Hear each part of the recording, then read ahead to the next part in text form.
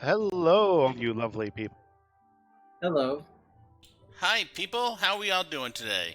I forgot to hit the record button again. Oh, guess what I'm doing after the stream? You can't hit the record button now? I can, but I'll miss like that whole glorious hello, everyone. Hi, Equilibrium. How we doing today? Oh, well. Well, now you can cut it to like the part where you reset hello, everyone. Or we could just say hello, everyone, again. Hello, everyone, again. Exactly. Oh, no, that's... I just feel Hello, like the only everyone, thing again. we're missing if you hit the record button is the part of you saying, damn it, I forgot to hit the record button. Nah. But yeah, hello to everyone on this wonderful 50th anniversary of Sesame Street. Oh, that is today, isn't Oh. it? Is it really? Yeah. November 10th, 1969. Wow. 11/10/69. As one bird to another.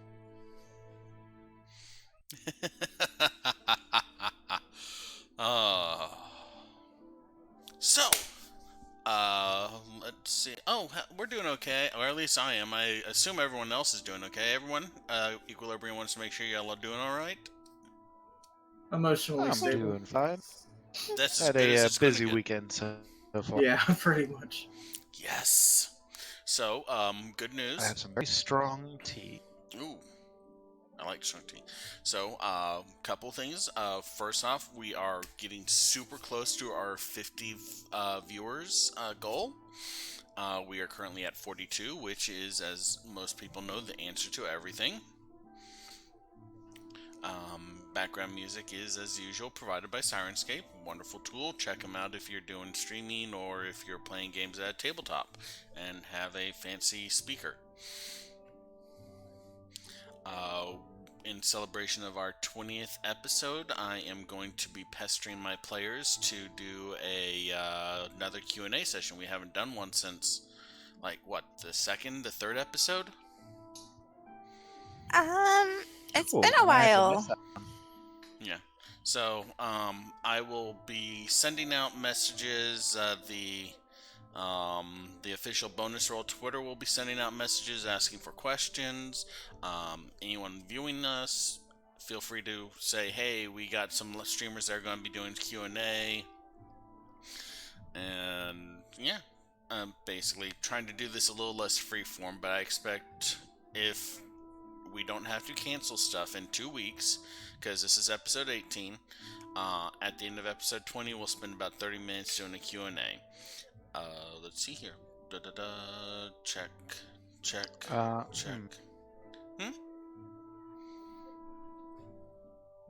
2 weeks is that Thanksgiving?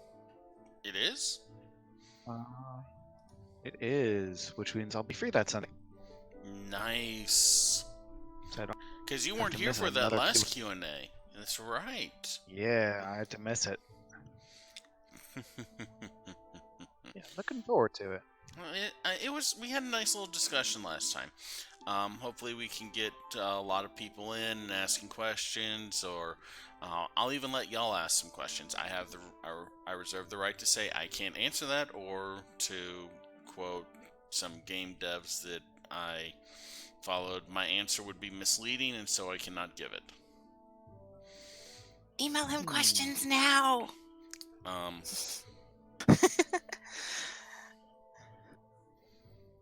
Okay, appreciate that. Equilibrium says he'll try and send questions in a different way if I come up with any. I mean, this is just something fun I'm wanting to do. I am not expecting us to have a huge thing, so I imagine it'll devolve into just another conversation, which is always entertaining.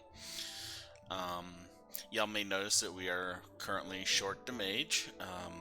We are expecting them to join us later. Not 100% sure what's going on. I assume late night, early morning. Let's see here now. Okay, Sirenscape announcements. 42. Man, I need to do a better job on my little checklist. Did anyone else have anything they wanted to add beyond the Sesame Street thing?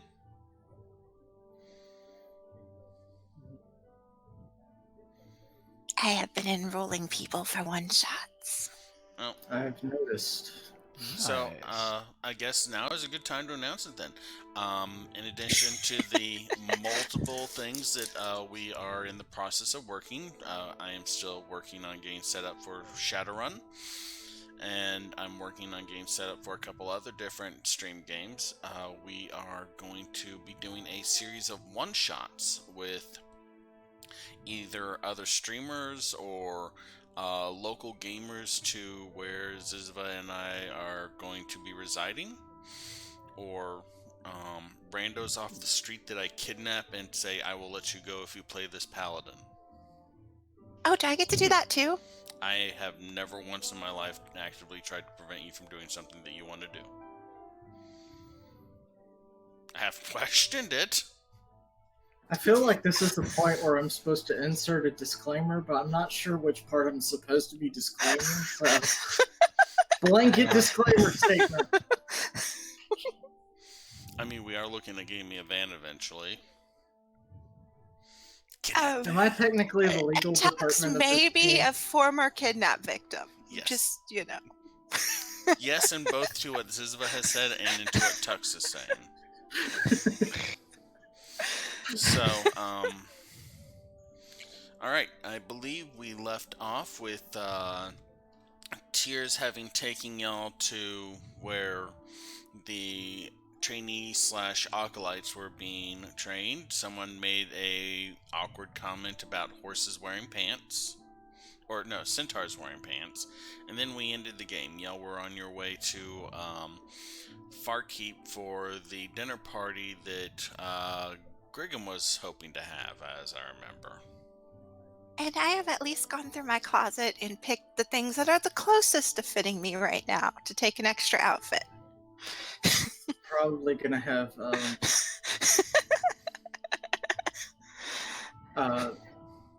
have her do the mushroom thing again. Well, y'all are in the middle of a rot farm. There's y'all Yeah. are standing there talking, and this giant spider, the size of a horse, just kind of skitters past, stops, kind of, and then. Time to head back to Farkeep. With everyone definitely in tow, whether we can see them or not. Thank you, love. Just checking Including Reeve. Hmm. Reeve went with us, right? Yes, Reeve has been basically tagging along. When y'all are not actively interacting with Reeve, just assume he is either following along or at the nearest bar, because that is literally what He's a good guy. Yeah, those are pretty much Reeve's interests. All right, so y'all make your way through the bizarre alien landscape of the Rot Farm, and our Zizva, which level of Roma are y'all going to be heading out from? I figured the lowest because Farkeep is deeper. Okay, so that's also good if y'all are going to stop and pick up your dromids. So, let's see here. It's currently about. Oh, right. It's the 12th of Mokesh. It's about 8 a.m. when y'all got up. Our breakfast. Our trip through the Rot Farms. 8 and 10. It's about 11, almost 12 by the time y'all get to the livery on the thoracic level and retrieve your mounts. From there, it's a 3-hour trip to Farkeep. Since y'all have all made this trip at least once now, can I have you all make a survival roll just to ensure no one gets split off from the group? I can do my best. 16.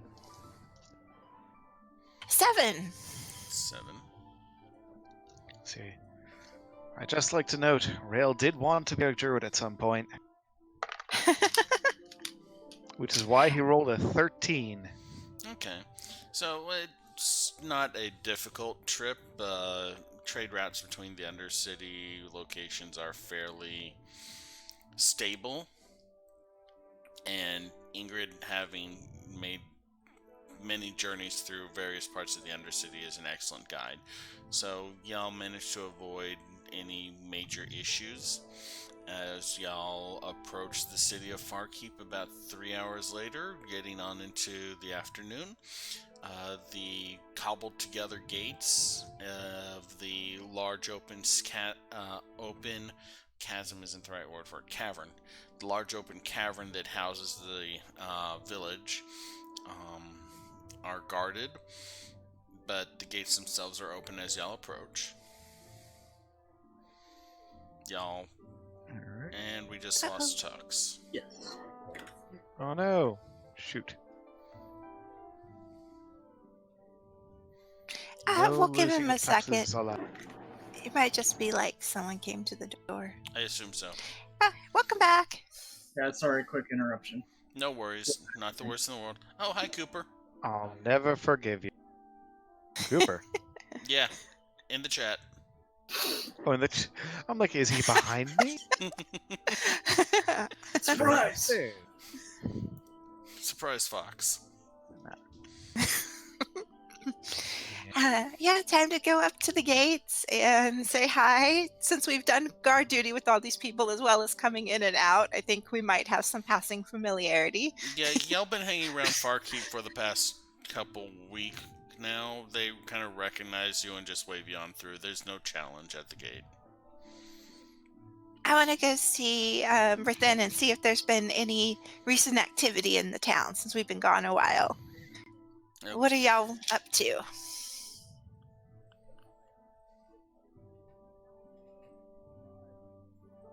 What are we all up to? Yeah, do you want to go with me to check on recent activity? Do you want to go to the inn? Do you have an errand?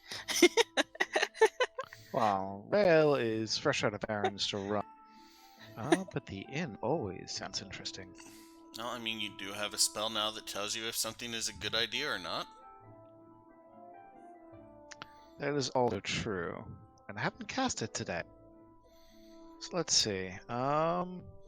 Maybe we should save that one and just follow. Oh, alright. If you insist. You just want to get another I'll just chance follow. at their practice dummies. Another chance of the what now? The practice dummies. When I was initially trying to get a feel for my crossbow. At the guardhouse. And I kind of pat it. Try not to sneeze. Alright. Please don't sneeze. I mean, Oh, that not made that my I eyes care that water. much. Okay. Yeah, you don't want me to sneeze. Ink just goes everywhere. Cannon! Oh dear. Okay. So, y'all proceed on to the guard post then. Let me make a couple quick rolls to see who would be dealing with that. Okay. As you approach and enter the guard post, Rithen is not at his usual desk. Instead, there's a human woman in a metal, not gold, but just like a standard breastplate, with a short, brownish black hair, sitting at the desk doing some writing. She looks at yes, how may I help you? We've been gone a couple days. I just wanted to check in since there were a lot of attacks in the recent past, see if anything's been going on. Oh, right, yes, you're the lady that helped. Okay. We have had some prodding at the wall, but nothing has attempted to break through. Good news, no more underground wars flooding up here. The conflict seems to still be continuing, but they have not attacked the city or moved in. Okay, thank you for the update. It's okay. When you say they.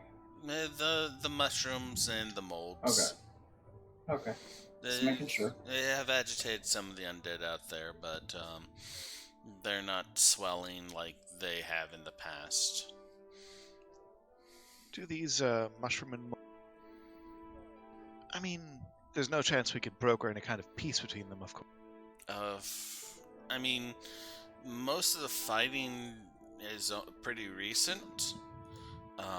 We don't have a lot of communication with them. We know that the molds are blaming the monocoids for the disappearance of something. I think it's like an idol or a statue. Huh. So they're the ones that are being the more aggressive of the two. Interesting. For the most part, we just have our workers stay clear. The mold people and the mushroom people show up regularly in rot farms. It's not uncommon for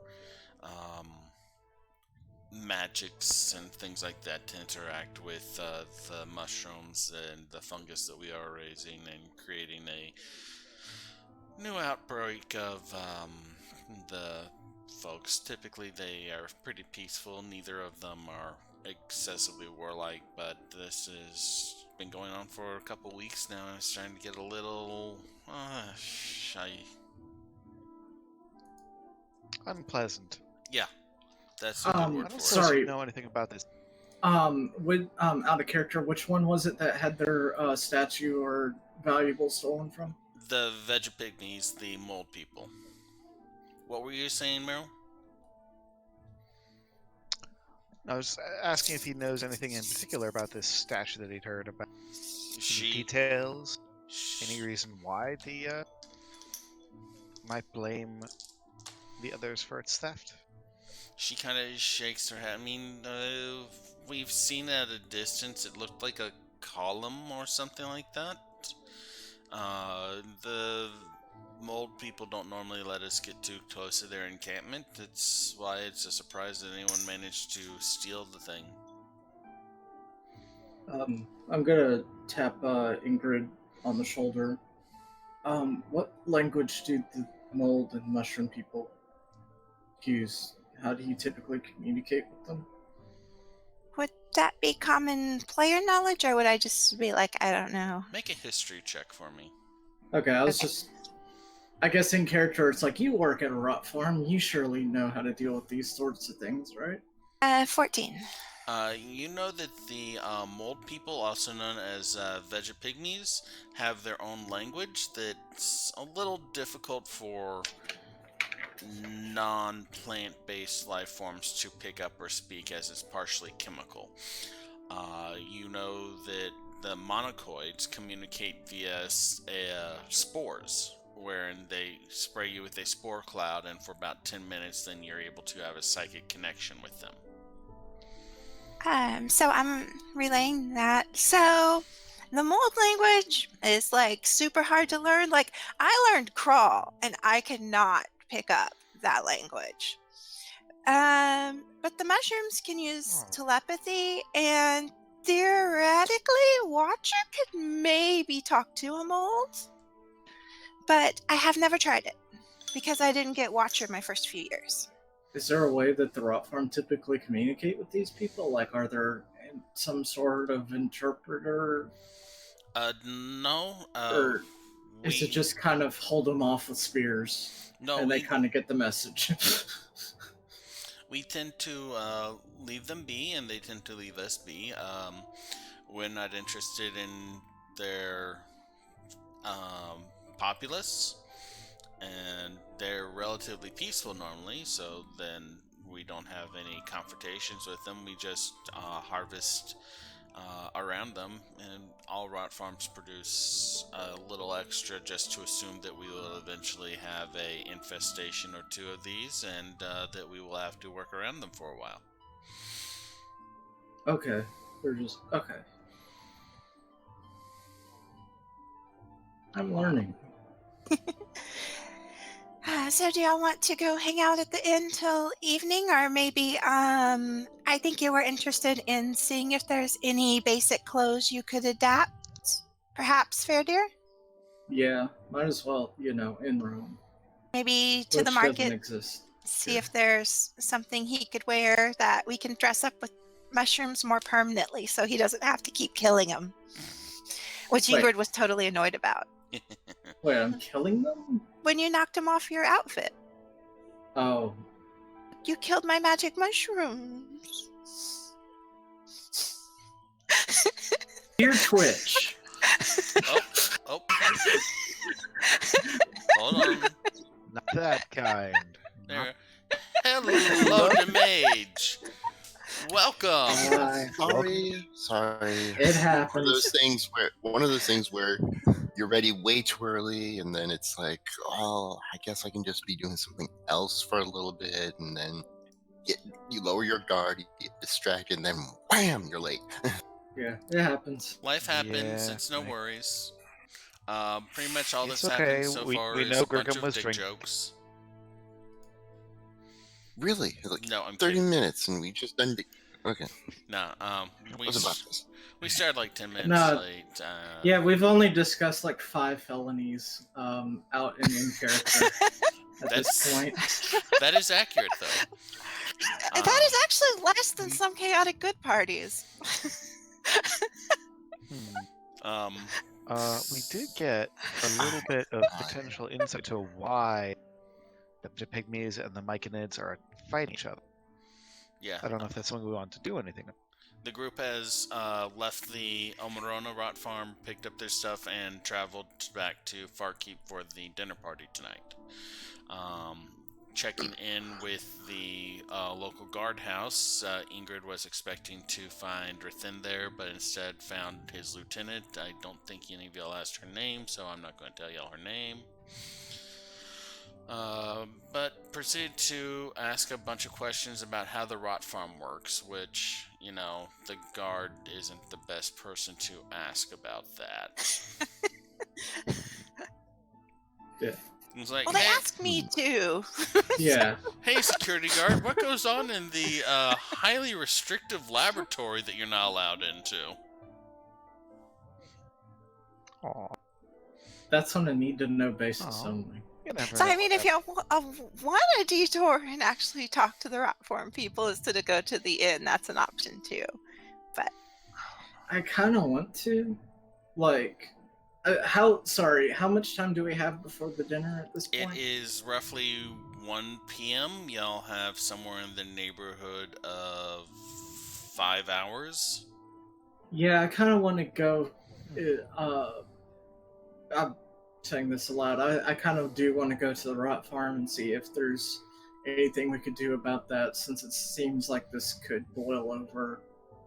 pick up clothes on the way, or just go straight there. Let's just go straight there. I think that Okay. we have time, and we're just kind of trying to gather some information about what's going on.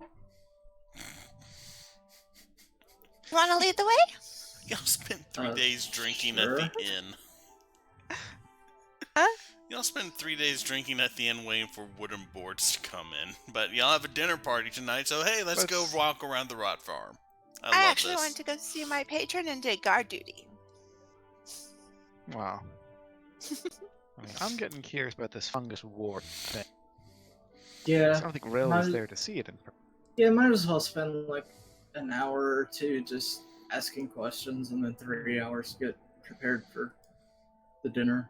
3 hours prepared Any for the objections? dinner. That sounds like what I did last night doing this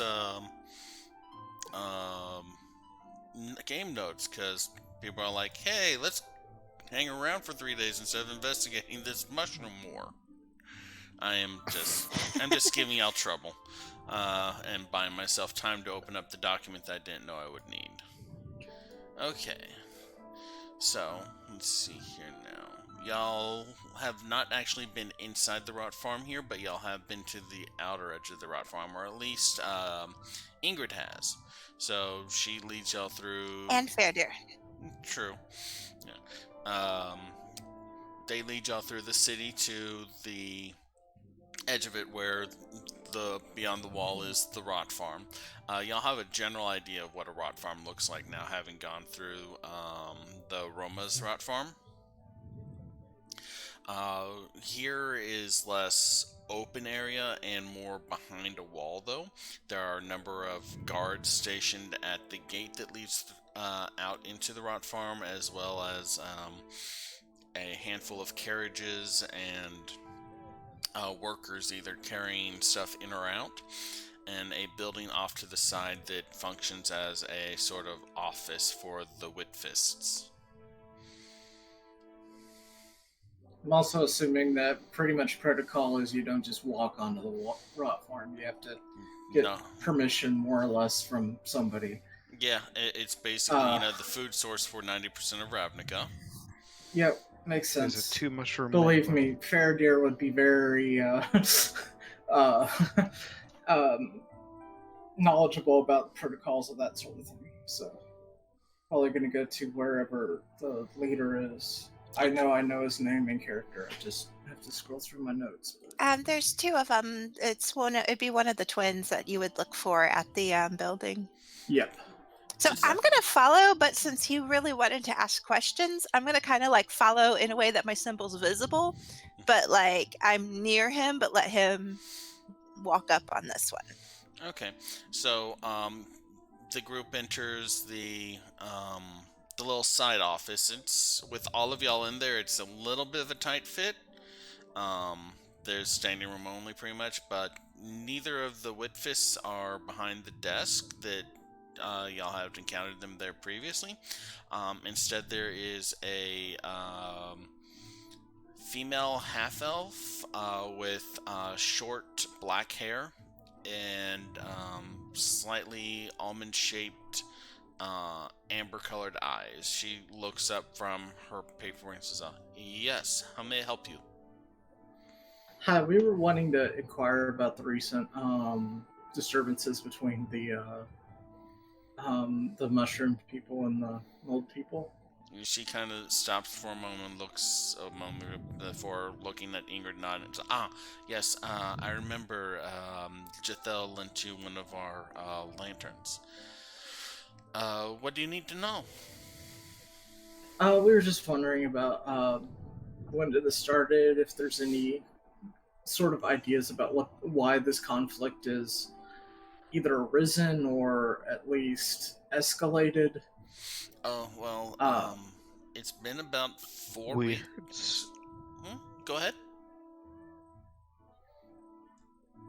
I know what I'm going to say, so whatever you're going to say, I need to hear. Oh, okay, sorry. We heard something about a statue, is what I was going to say. I didn't mean to interrupt. It's been about 4 weeks since they started becoming openly hostile towards each other. The aggressors seem to be mostly the mold folk. Apparently, keep in mind we cannot speak their language very well, but we can communicate with the monocoids fairly easily. They tell us that the Pygmies are blaming them for the loss of a sacred idol. But the myconoids, I am saying their name like 4 different ways. The myconoids say that they are not responsible for this, that they do not have the statue. Yeah, that's about the majority of the conflict has just been skirmishes between the two, with the pygmies trying to get into the myconids, the mushroom folks, grove. What have been their main breakout points of entry where it's spilled upwards? Oh, well, they both have territory, and so the majority of the fighting has been their territory crosses or intersects as their scout patrols, circle. Sometimes it'll happen in outside areas, particularly if recent fighting has agitated or gotten the undead or some of our more hostile growths to be aggressive. That's no kind of fun. Yeah, it's obviously we want to try to de-escalate and prevent that. Well, I mean, if you know some way to find the totem, that would probably resolve the issue. We have no idea where it's disappeared to. Yes. But totems don't generally get up and walk off on their own. Depends on the totem. Yeah. I think that may be an assumption too far in this case. Fair enough. Don't presumably get up and walk off on their own. The only other events that may be connected to it is that prior to hostilities breaking out, we noticed a number of fissures appearing in one of the back walls of the cavern. But Is that on the south side, like where the fighting's been breaking out? the southeast, yes. No, wait, southwest. Yes, it's on the south side. Well, I don't know if y'all want to take a field trip, but we can't take it too extremely long today. Right, we do maybe have we that should wait dinner. on that. Mainly, I just wanted to gather information at this point. Well, thank you so much for your time. No problem. Thank you for inquiring. Of course. She kind of like shuffles her papers awkwardly and watches y'all.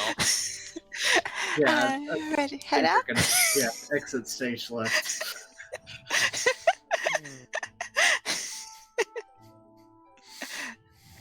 So, we can get you a dinner party outfit, at least just basic clothes, something from the market that we could put mushrooms on instead of your armor, if you want. Don't I still have the ones I used before? You knocked all the mushrooms off. It was on your actual armor. And you knocked the mushroom. You're like, can you clean these, Ingrid? And I'm like, they're live mushrooms. They're on you. You can't just clean that. And then you knocked them off and went to go shoot things. That sounds like something I would do. Okay. So y'all are going to the market then? Yeah. Alright. Sure. I think he's the only one without an outfit. Because Grigum has magic clothes, Reeve's going to stay at the bar, Rail is always appropriately dressed to a T, and Ingrid has swapped out her outfit recently. Okay. I mean, my clothes look nice. That's about it. It's not exactly. Yeah, Well, you've got the you have the one that changes to 5 different outfits like you wore before, right? Grigum has Glamour Weave, which will allow him to make a display. It's similar to the earrings that. It just manifests a symbol. That's it. Okay. I thought it was a clothing thing. Wow. It's like a very fancy robe, but still, yeah.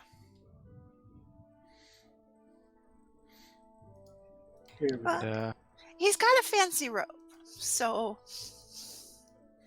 I mean, it's a nice robe.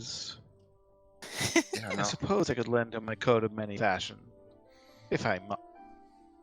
So, fine clothes. Is that like super fancy? Yeah, they're. Sorry, out of character. I mean, it depends on the region. Down here, if you can find a pair, they would generally be more in line with dresses or tuxedo and waistcoat. Or tuxedo or waistcoat, sorry. Yeah. Just trying to think of it. Does, like, functionally, does common or fine make more? Well, common would be everyday wear. Yeah. Common clothes, like, are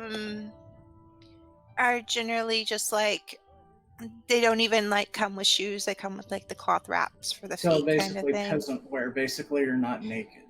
Yes. Yeah, just pants, basically. Okay. Pants, I mean, they're new and shirt. they're upkept because you buy them, but... Yeah. So, y'all proceed to the market. It's much the same as previously. There's bustling crowds of people buying their daily provisions or selling what goods they have either imported or brought from the rot farm. There are, a couple kids running around playing games. There's a guard or two stationed. One of them you can notice occasionally taking a couple sips of a wineskin. Whoever is looking for the clothes, go ahead and make me a roll. Investigation, please. I'll do assist since Thank you. make sure he doesn't get anything too unfashionable. This is going to be 14. 14? After the second roll? Yeah. Okay. So, you kind of, fortunately, the marketplace is fairly well laid out. There's not like a bunch of complex stalls to wander around between or maze-like ornaments in the center of the area to be difficult. It's literally just walking a loop. You find plenty of like day-to-day clothes, but not many outfits that would be considered high fashion or dinner party wear. You do come across a stall, however, manned by a slightly pudgy, older-looking woman with 3 outfits that Ingrid indicates would be acceptable. She kind of has a little bag of treats that she's eating out of. As you approach, hi. Are you looking for something to wear? I nod my head and kind of motion to Ingrid to do the talking. We need to dress him up as best we can for a dinner party. And she kind of takes her hands, wipes them on her glass ribbons. I'll need to measure him. Come on, honey, come on. Pushes him forward. Yeah, I go forward. She kind of stands up, and now that she's like not sitting down, you can see she's actually nearly a foot taller than Faradir, and she takes like a little strip of rope. Oh. Yeah, she's like a good 7 foot tall at least. And she takes like a strip of very thin cording and starts like measuring across Faradir. He's like, she lifts one of the tentacles and says, should I try and incorporate this in some way? Normally I have drops them it to my body. Okay. I'd be surprised if you... So she drops it and it just like goes... Please. Interesting. Everyone knows additional appendages are only a minor challenge for true fashion.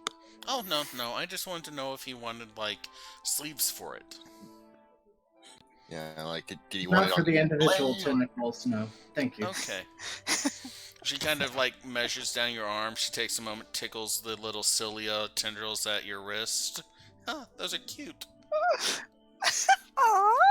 I think like the tendrils kind of do like almost like a dog tail wag, like just like subconsciously or whatever. But Speaking of dogtail, do we want to get Kay dressed? So she spends I about... think Kay is on a... He does have a cape. Kay does have a cape.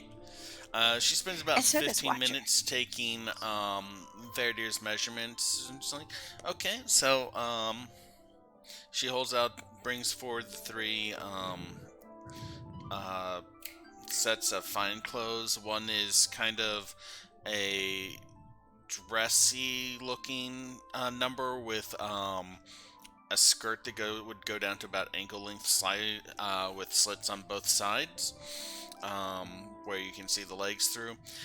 One is like a kind of a tuxedo set with just a double lapel, and it already has like some mushroom and fungal growth. And she touches this one. You will need to occasionally spritz this one with a nutrient. I can tell you how to mix that though. It's not hard and it's easy to take care of. It dries quickly, so you don't even have to worry about it staining.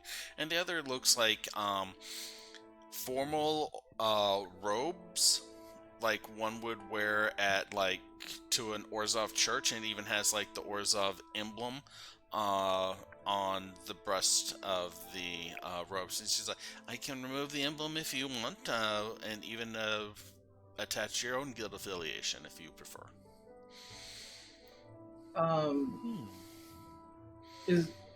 Would that work? And I'm saying this out of character, and maybe I need to make a roll for this. Would that like work, or do the Orzhov have their own like typical like cut? The Orzhov Or- robes generally are either black with white piping or white with black piping, and are generally seen worn with a very specific necklace that is made of gold coins. This is just the robes.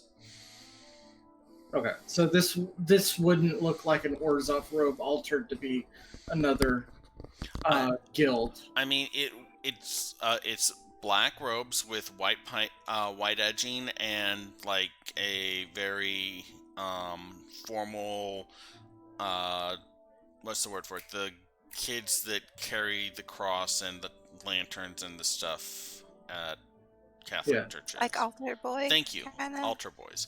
Has a kind of altar boy feel to it almost, though it's larger meant for an adult. I mean, I like the tuxedo one because, just adding the mushrooms later, they don't really have time to incorporate fully into the look. Having them already built in is a very nice mix. Sounds reasonable to me. Yeah, we'll go for that one. Okay, it will be 18 gold for the clothes and 3 gold for the alterations. So Do you think it will be a quick alteration though, just to check? I don't have too much going on. I should be able to get it done in about an hour or two. Oh, good. I mean, if you need it faster than that, I can definitely put a little bit of a rush on it, but I need an extra coin. I think you should do that, Verdir. Extra gold coin, right? Alright, so it'll be 22 gold, honey. And she kind of settles down, picks up her bag That's of treats, and not terrible at all. Plus, you will look really impressive with that on your Dromid. Alright, so you go ahead and pay the 22 gold. She, writes you out a receipt. She's come back in about an hour. I will put my other alterations to the side and get this started on this right away. Okay, thank you so much. Okay. So, y'all have been hitting about, y'all got to town about 1. Y'all visited y'all visited the guards and the rot farm. That got y'all to about 2. It took about an hour. Westinghouse. So y'all are about Worcestershire sauce. y'all are at about 3 o'clock now. Got maybe another 3 hours to kill until your dinner party. Okay, I'm probably gonna be like, yeah, grooming K. Okay. You marked off the And 22 all gold, fancy. right? Yes. Okay. And I added the fine clothes. Okay. Anyone need prestidigitation to get started for some travel dirt? Well, I was On or going to say once we walk out. You can't have it on your new outfit. You have to just do it before you put the outfit on. I know. I was going to say once we walk out, Rail is just kind of going like, flip his coat lapels and coat of many facets to something similar to in style but distinct from what Faraday just got. Okay. So the Magic coat. the length of the coat, which by default is more of duster style, shortens up to just below the waistline, and the demi cloak that hangs over the shoulders shortens up and becomes a sort of secondary collar. I'm gonna clean up and then scoop a couple handfuls of soil to put wherever I'm rooting any extra fresh mushrooms for today. Okay. Actually, before she does that, I'm gonna ask her what the concoction is to make the mushrooms grow. Oh, I'm assuming this is something she would Do you know. really want to know? make a Oh, you nature really check. should when you. You really should when you go back. Just get the best advice of the shopkeep on it. They could be, a specific family brand of mushrooms or something. Yeah. Always That's read your why- care Ooh. instructions. That's why I asked. 18 18. on a nature check. Okay, most mushrooms can get by with a simple mixture of like water with key nutrients that they need, just kind of spritzed over them. For the most part, mushrooms are fairly well self-sustaining as long as they have access to food. You don't have to water them regularly or anything like that. I'm kidding. You have to, like with all living things. Yes. But they don't Especially need. mushrooms. But they don't need like super specific care like some flowers and trees do, where it's like you can only water this tree from 2 to 3 p.m. on Thursdays, or it will die a horrible death and it'll be your fault. Hello, RK Sparkster. Welcome to the game. Hi. Hello. Nice name. So, yeah, I guess waiting on that. Just kind of giving Kay a comb. Okay, so he kind of half leans into the brushing a bit. He's wagging, but he recognizes that you are grooming him, and what's the word for it? Oh, thank you for following. Hey guys, we're up to 43. I think we should see if we can get a couple in rooms for getting prepped. Oh yeah. Okay, so I thought we kind of already arranged for that. No, y'all haven't been back to the dancer's skirt. You've been grouping Kay in the market. Yeah, you basically like a couple kids. It's kind of better that way because we spur. That way, it's just getting on the food stalls and not like in the room where it would be unsightly. And like while you're brushing them, a couple kids are running up and they'll like watch for a bit. You don't see a lot of dogs down here. Pretty much the only dog that, with one or two exceptions, that's publicly seen is Emerson's hound. So they like kind of stop and marvel and watch you like brush Kay out, and he kind of like he's holding still because he recognizes that you're trying to groom him up for some reason. Yeah, I in my head he's kind of like a water breed, so he's got like the thick fur. Yeah. Let's get Kay some extra food at the end, just in case he doesn't have a spot at the dinner table. Sure. Just to hedge our bets. Also, he won't be trying to steal food at the dinner table. At least not as much. And kind of give him a pat on the head and he smiles. He leans into the petting because he's a dog and he's perpetually happy. And he is a good boy. Alright, so y'all head on over to the dancer's skirt. It's getting into the afternoonish now. Many of the early shift at the Rot Farm is over. People are starting to show up for entertainment or meals if this is where they take their normal meal instead of at home. Listening is traveling from table to table, dropping off the ramekin sets of meal plates. The musician is in the back. She's playing just a kind of counter tune to the noise and the atmosphere to, make it seem a little more welcoming. None of the girls are dancing right now. In fact, you can spot the one with the mask going through the tables and clearing plates to help out with the late lunch rush. I give a wave. Leslie kind of like stops. Y'all back already? Okay. One moment. She like goes to drop off the tray and the plates and stuff like that. Always a pleasure to be back here. About a minute later, she comes back. She's wiping her hands, and you can tell like she's been busy. The makeup that she normally wears to cover the semi-silvery scars on her face has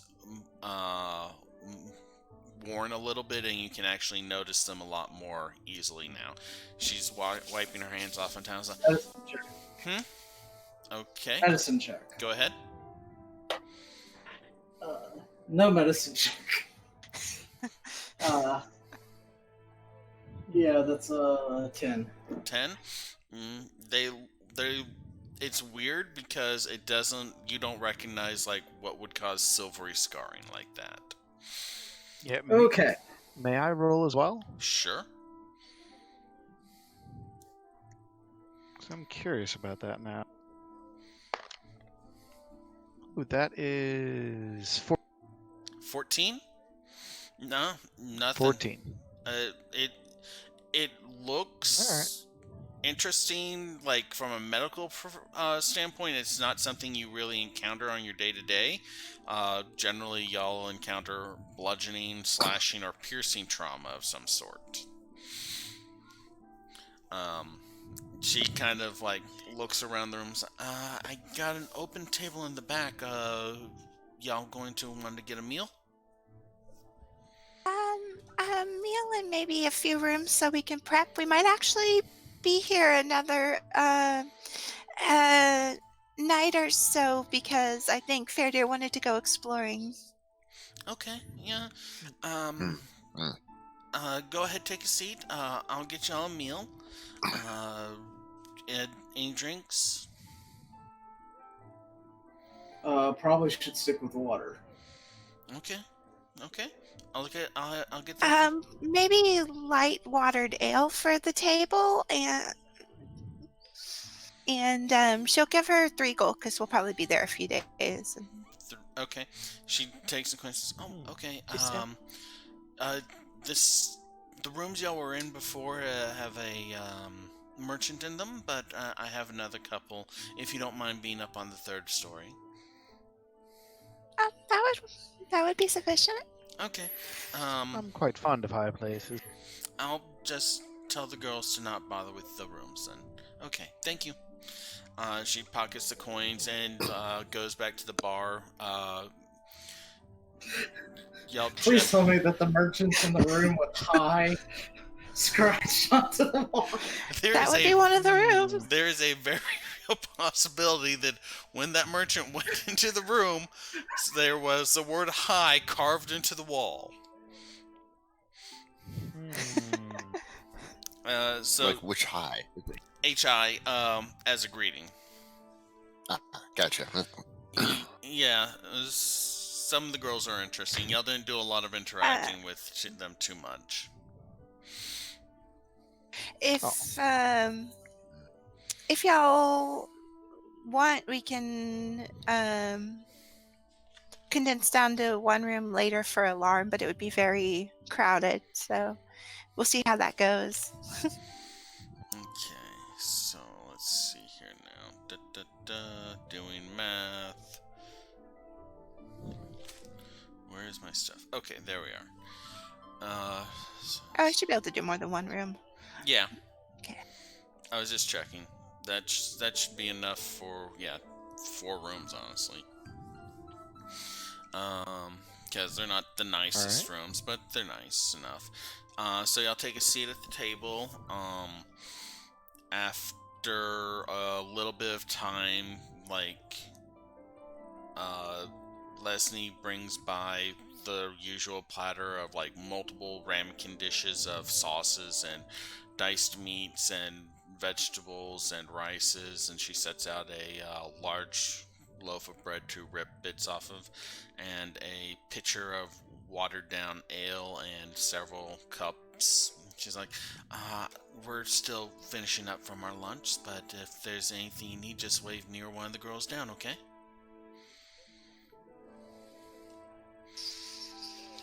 All right. Dinner is in a couple hours at this point, right? Y'all have about 3, maybe 2.5 hours. So but we didn't eat since breakfast either, so I figured. Fair enough, yeah. Yeah, y'all are kind of That is pre-gaming true. at this point, I assume. Just getting a little bit so we're not hungry from lunch, and feeding most of the choice bits to Cade, just in case.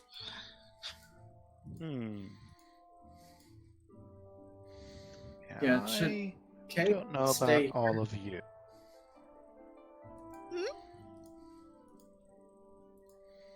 What, Ram? Sorry, I thought that Freddie was asking something.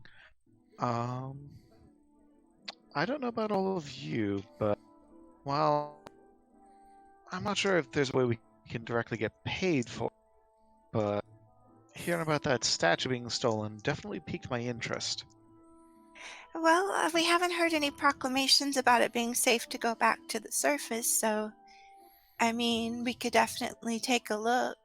And we're also a Yeah, detective agency. At the I mean, very least, it could get us some good word of mouth.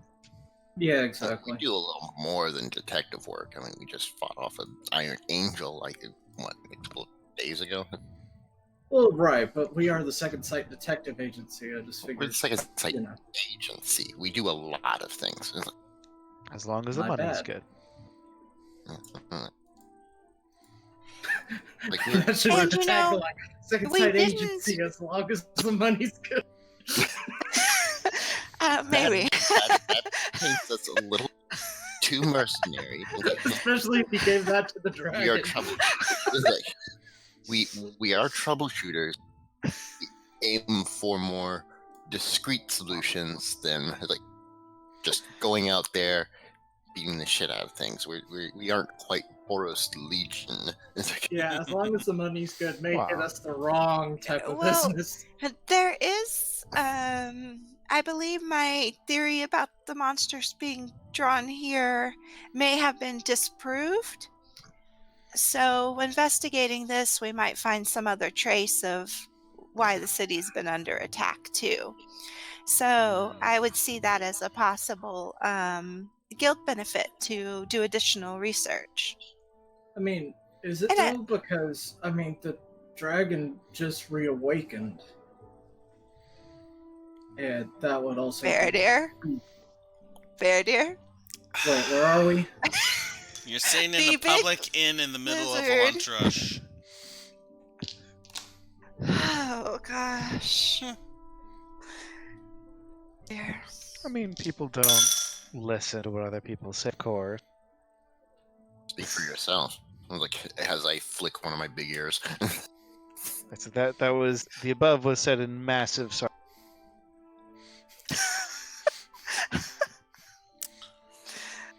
Fair, dear. If y'all are What? listening and there are people having conversations around you, I mean, you know, our new friend. I would say since I didn't have a particular topic I was talking about, I'm probably one of the people kind of listening. make me a perception roll. I'm sure Griggum is. Yeah. Oh, I forgot about my dice. Hang on. Should I do Watcher 2 or just me? Up to you. Can you give me 1 second? I'll be right back.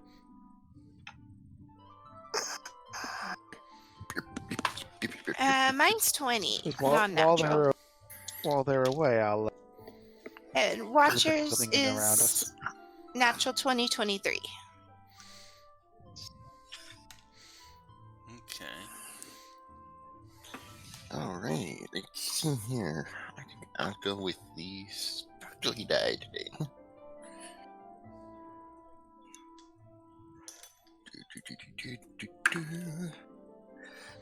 I don't know about the rest This of y'all, but I'd rather get a bodes- low battle roll and a high social roll.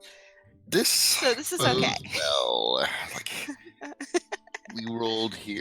I rolled a natural 1 with a +1. Okay. yes. It's noisy because people are talking. So, Griggum, you get you're in that one of those very unique positions where the music from where y'all are seating is actually louder than the people talking around you, and you're like, say that again? Yeah. Is anyone talking to you at the table? I'm distracted because I overheard someone say something like, if it weren't for my horse, I wouldn't have spent that year in college. And I'm sitting there like, what the fuck does that even mean? Just the most nonsense phrases coming through. Ingrid, you and Watcher paying a little bit more attention to what's going on. A number of merchants have been either arriving from the Overcity or having been sent back from the Overcity due to issues have returned with some news.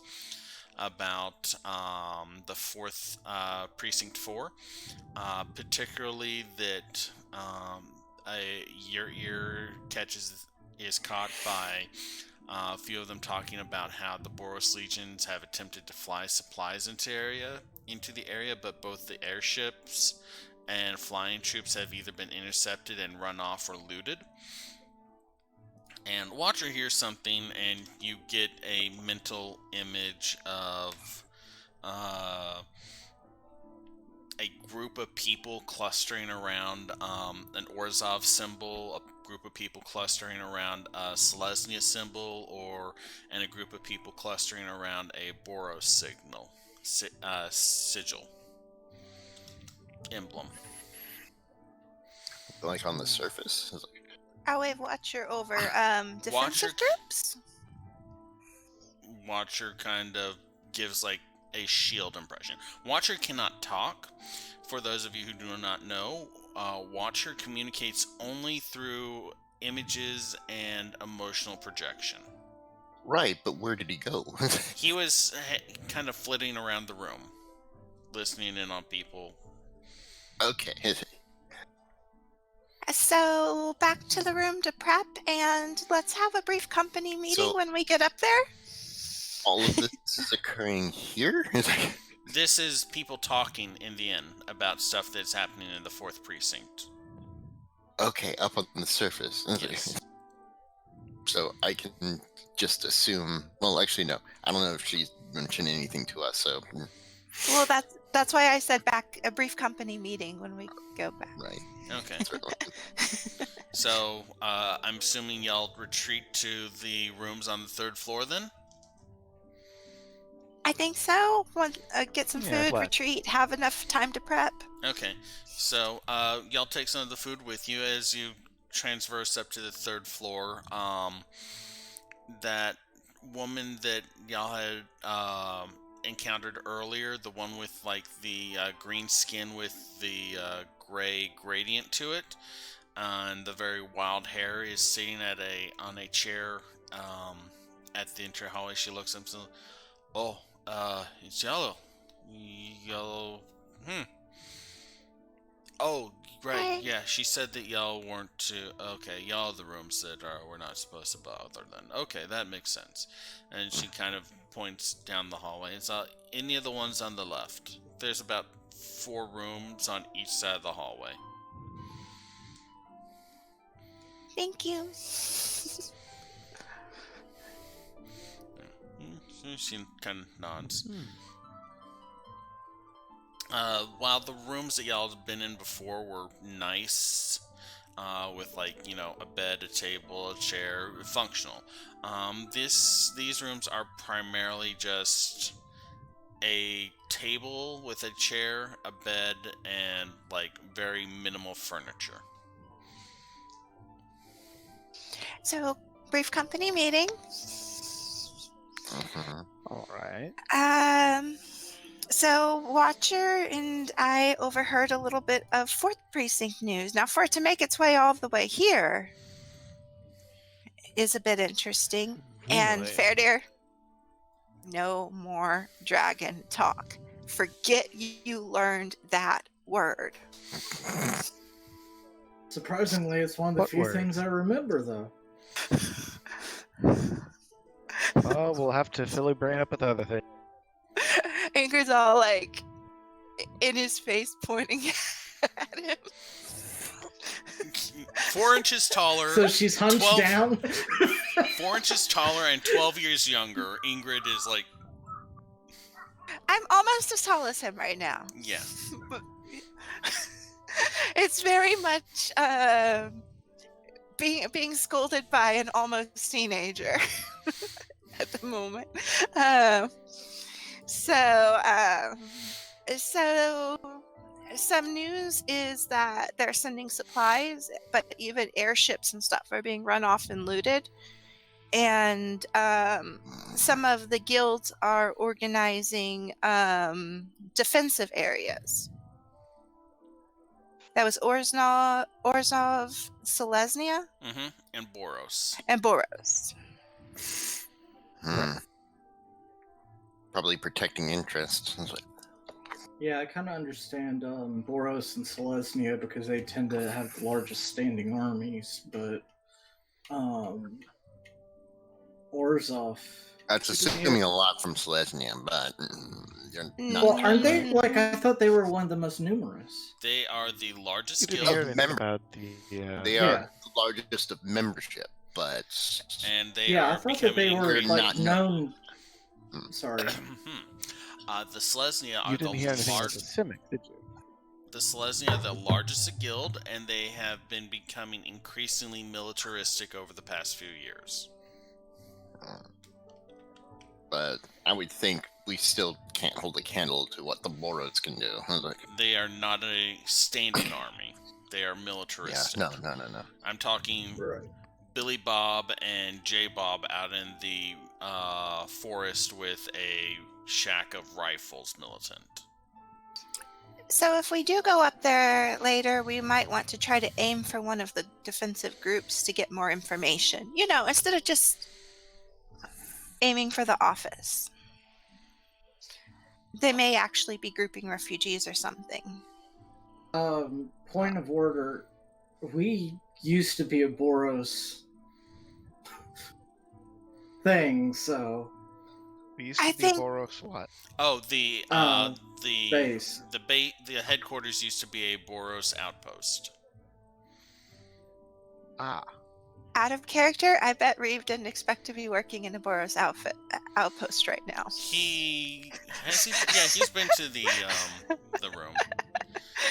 Now that he's official I look for the very company, sternly that's interesting. at Ingrid and say, forget that word outfit when it comes to Reeve. Forget that you ever learned that word. That was out of character. I said so. Oh, I'm sorry. Because I don't know that he has training. Ingrid isn't aware of that. Yeah. Oh. I was like, I'm pointing out that it's kind of funny for, people that know our lore. I thought it was known that he used to be in Boros Legion. Brigham knows. It is known that he is the son of a Boros lieutenant, I believe I said.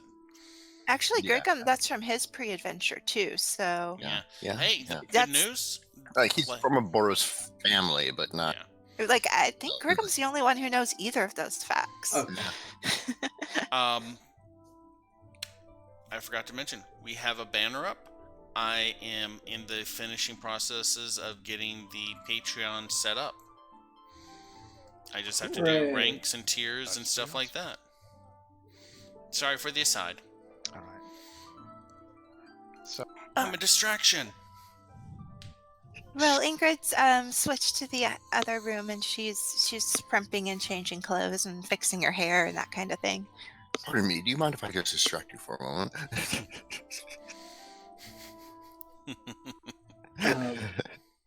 And how long has it been since we... It's been about an hour. hour. Oh, yeah, you've got to pick up your outfit. Okay, yeah, I'm going to go ahead and do that. Okay. She kind of like smiles as you return. Oh, honey, here you go.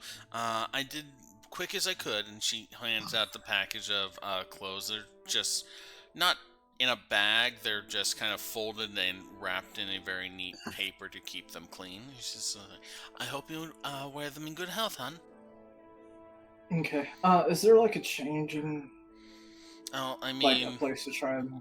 If you want to give a show to the marketplace, but I mean, I took your measurements for a reason, hon.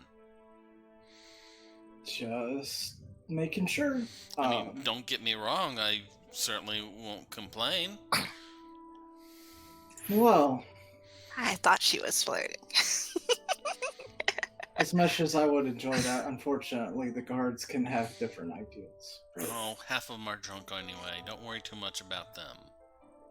Yeah, it's the other half I worry about. Well, the other half may enjoy the show, too. And she kind of settles back and she pulls a few more pieces of candy out and walk off with a very measured stride. Bye, honey. Just kind of a... Bye.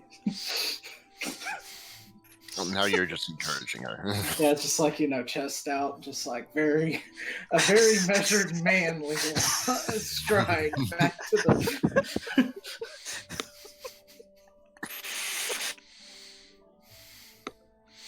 Okay, so it's getting around like I think 4:35 at this point. I think Grigum's the only one who hasn't flirted with someone in Farkeep.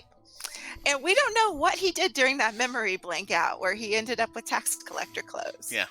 So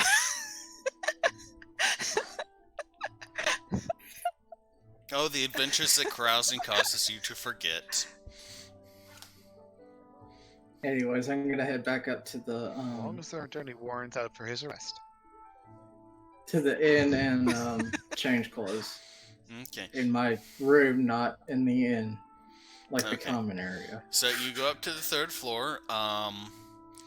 Master Morn is still at the little chair when you come up. She kind of, you okay? You walking funny? Eh. It's been a long ride, you know how it is. I know something about long rides, yeah. I'm kind of assuming at this point we found a place to tie the dromids in front of the inn. Would that be a correct assumption? Yes, there is a hitching point at the end. They just, like, you can't leave them here. You can put them here for a little bit of time, but, like... Yeah. Not like overnight. Gotcha. No overnight parking. Which will maybe be troublesome if the other guy's still out of town, but we'll deal with that tonight, I guess. I'm just gonna... Basically, honestly, I'm just like, I'm gonna be changing clothes. Do with the information what you will. And I'm just assuming start, like- everyone is getting ready at this point, because y'all have about an hour and a half or so. Exactly. And Ingrid will be doing an augury. Oh, okay. Let me pull On up the specifics on that. Go ahead. on if she should tell her who the gift came from. Keep in mind, augury only works for the next 30 minutes. Okay, yeah, that won't work yet. I'll wait till we're about to go out the door. Okay. Okay. Alright. Once I've gotten my clothes on, made sure everything's okay and nothing on like rip or something, I'm probably going to. Make me a dexterity Speed roll. I'll probably actually do it on giving her the gift in general, rather than Okay. because whatever conversation happens after that, that will happen after 19. 19. You kind of like put the new clothes on. You do like the. Fits pretty well. It's a little tight at the small of the back, but not badly so. that. Out of character. Now you have a reason to go back.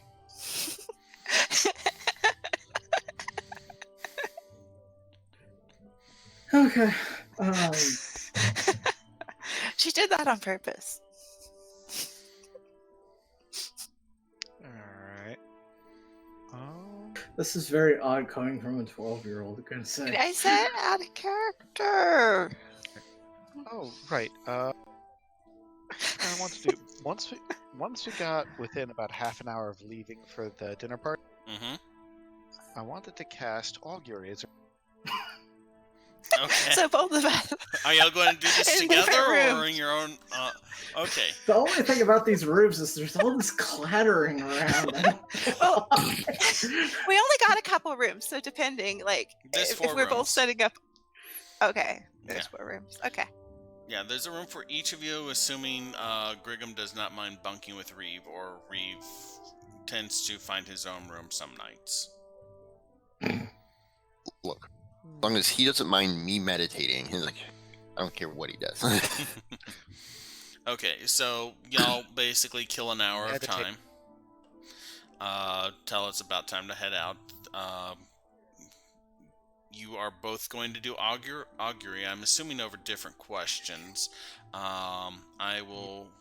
One of you call odd. One of y'all call even. I'll go with even. Odd. Okay, we will start with with Rail then. What is your ritual like again? It is basically throwing the bones, like Oh, literally. right, Those yes, silver you plate have knuckle bones. the silver knuckle bones, that's right. Alright, so what is your Cue, question? cue the Rush reference. Question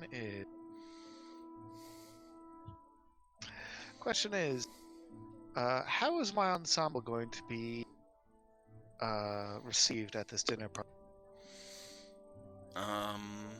Am I fashionable enough? You get nothing. The results aren't especially good or bad. Well, obviously I need to up my game. Keep in mind, this is in the next 30 minutes, and you're doing this 30 minutes before you leave. Fair, but it's all about the first impression. Alright, and Ingrid had one too? Yeah, I was intending to give her the gift when we first got there, so I figured I'd do this and then we'd head right out. So I just wanted to ask about giving her her anonymous gift. What is the specific question? Okay. So Ingrid lays the cards down on the floor and stands above with the feather, and she's like, what will the results be of giving Leia Farkeeper her anonymous gift from the innkeeper Lesney? Weal and woe is the result. And so her feather drifts down and it lands on the mushroom. Her symbol of both life and death.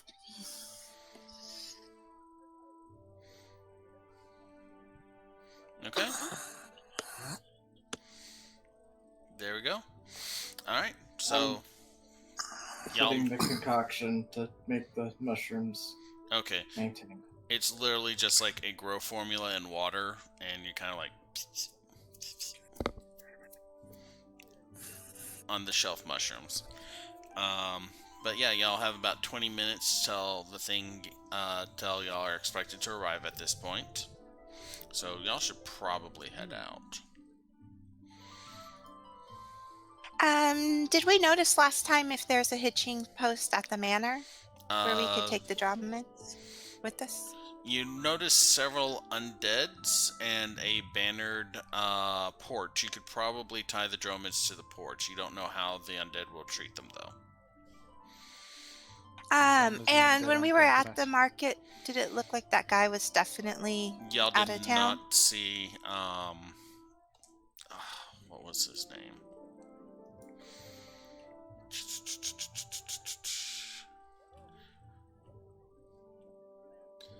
It was... Grunland. Oh, Grunland. Yeah, y'all did not see Grunland. On the way out, I'd like to ask Leslie if she knows anyone who'd be willing to dromed babysit. She kind of... the inn is cleared out for the most part at this point. And, well, it had been starting to pick up a little bit as there's like, oh, you can leave them hitched out up front if you're going to be coming back later tonight. Okay, thank you.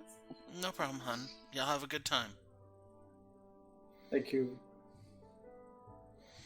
And we're off. Alright, so y'all make your way through Farkeep. It's getting like you're saying, oh, maybe we should have left a little bit earlier. But y'all get to Farkeep Manor almost right on time. There are far more undead clustered around the house as there have been previously. As y'all approach, like, and a couple of them start shuffling towards y'all. Dinner guest. Shuffling in a friendly way? They kind of stop and see Ingrid's emblem and then turn around and go back towards their post. The door to the manor creaks open, and that tall, lanky elf with like the wrap bandages up his arm steps out. He's like, "You're here. Come on in." And kind of moves to the side and holds the door open for y'all. Leading the group in.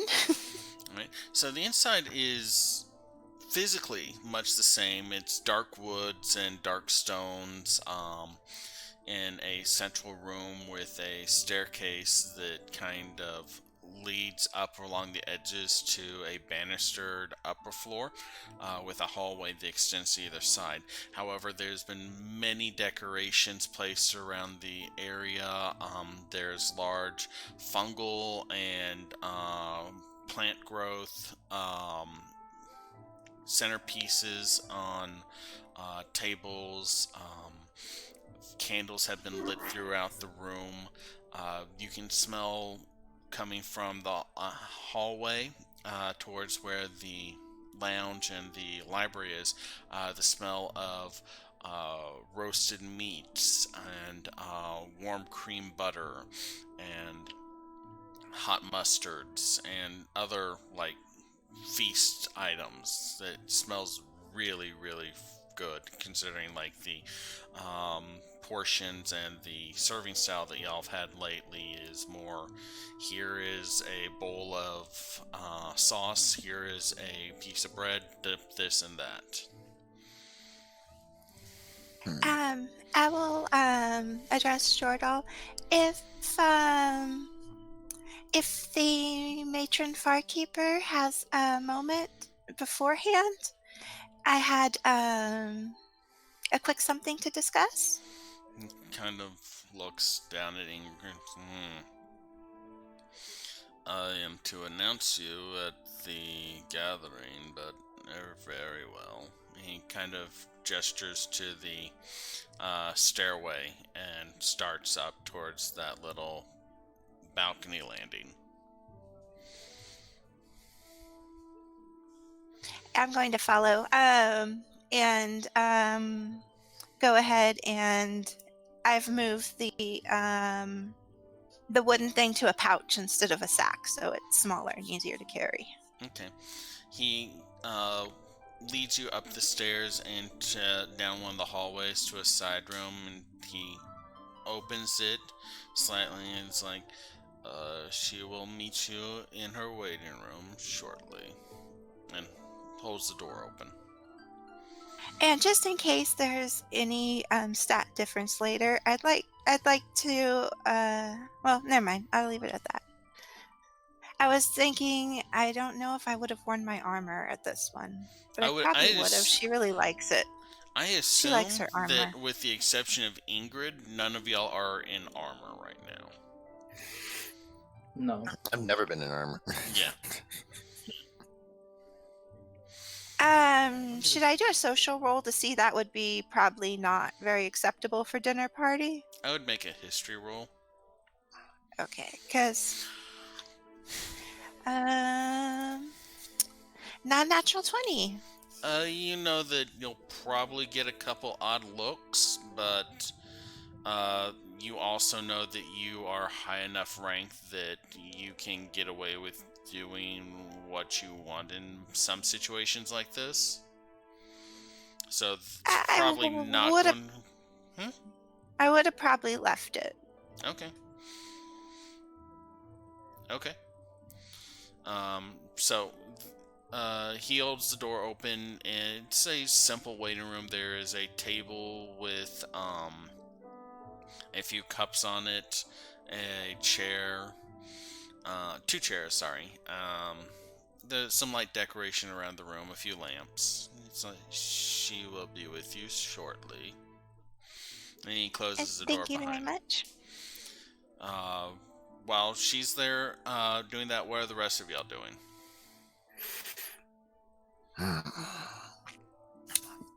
I suppose sitting around the lobby if we're waiting to be introduced. Okay. Yeah, pretty much. I'm going to try to read the room. Make an insight. It starts with... The room starts with, call me Ishmael. Insight.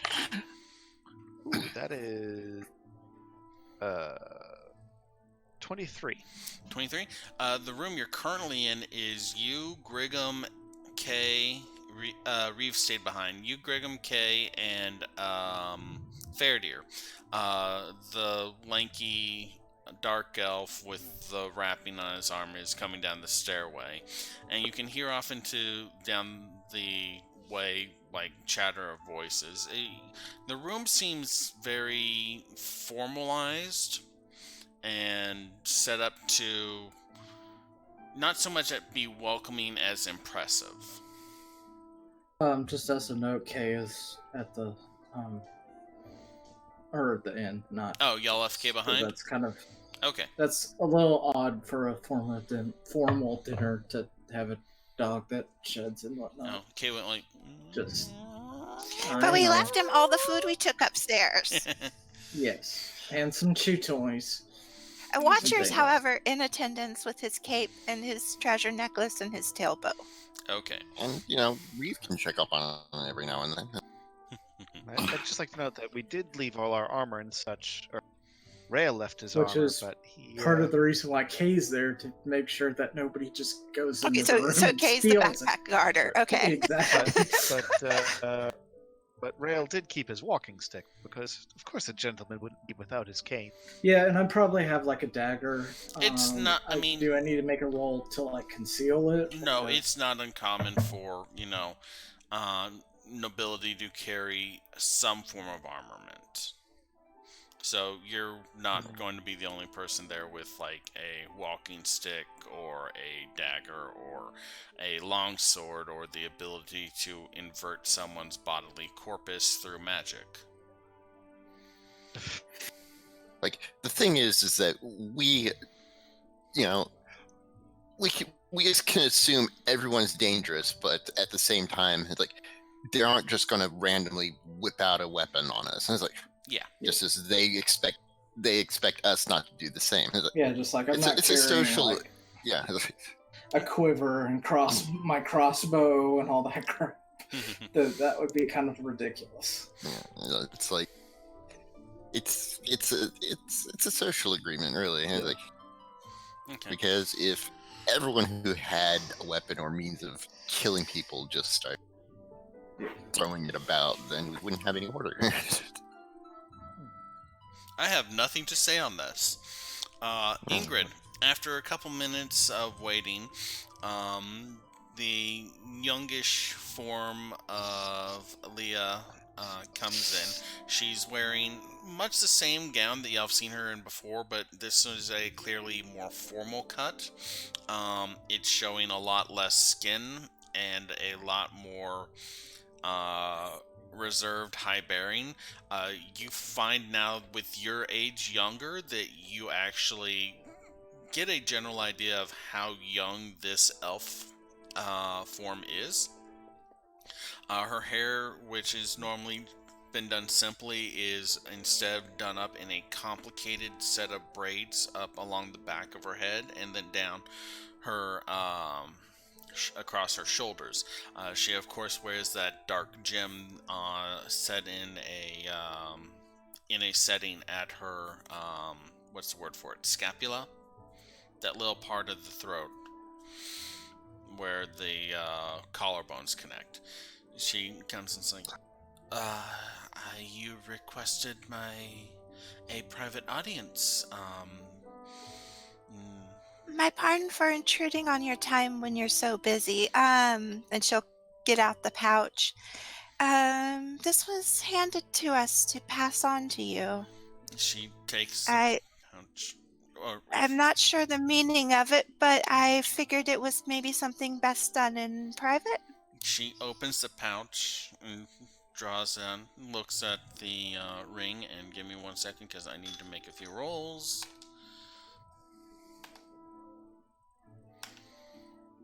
She looks it over.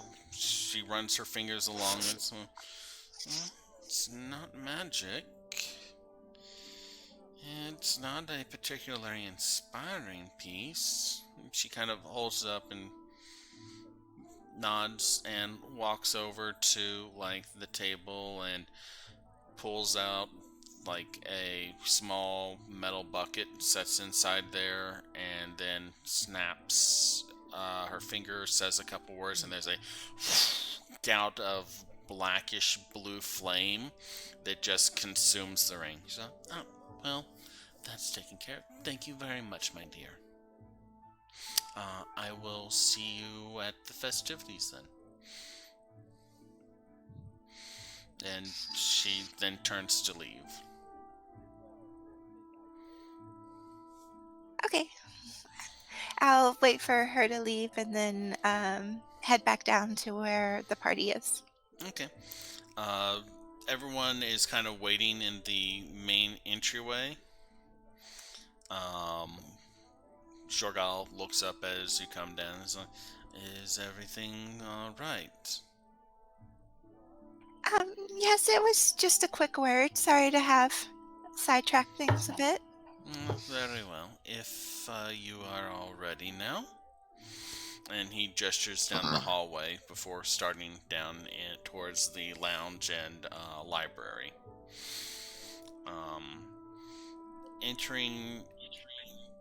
Going down the hallway, you can see at the far end of it a set up banquet table, buffet banquet table. It's clearly, come get some food when you want to eat something. Of roasted meats. There's just huge amounts of sauteed or cooked mushroom and lichen and moss that has been rendered down into sauces. There's warm Does anyone rolls. else get the vibe of like the ballroom and the firefly episode? Sorry. Just a little bit.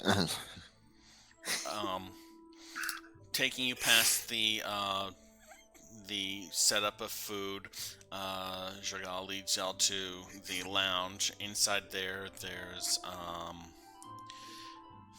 let's see. No, she has returned. Yes, that's 1, 2, 3, 4. There's 5 Devkarans, kind of milling and talking to each other. You'll recognize, or at least Ingrid recognizes, Jatil, Frella, and Rathin. There is one that looks significantly like Rathin, only instead of having short hair, he has long hair that's tied up in a that is down around his shoulders, and is dressed in very formal robes of dark green with black trimming. He, like his twin brother, has large amber eyes with a dark purple ring around the edge of the pupil. The other figure that y'all don't recognize immediately is a kind of... He resembles Jetil, but he's slightly older. He has... And for an elf, it's hard to, move away from that very lithe physicality. But he's managed to put on a good bit of a paunch, and he has his hair cut short, except for like a braid down his left side with several beading and feathers woven into it. As y'all come in, so he's still a Padawan then. Jorgal clears his throat and presenting the guests of Lady Leia Farkeeper, Rael Corvino, Gurigum, Theridir, and Ingrid Corvide. And then he turns to leave, and the assembled elves kind of nod and gesture and make it come hither. And I think Freya is the white fist that you met, Fairdeer. So you might recognize one of the Rot Farm twins. Mm-hmm. So what were the Devkaran saying? Make initially? A perception roll. Okay. I thought I could do that. Well, are you passively listening, or or are Yeah, you I'm actively? reading their lips. Okay. I'm reading their lips. They seem to be discussing general news that has been coming from the surface, either being brought by Killen or from merchants that were turned away from the surface level.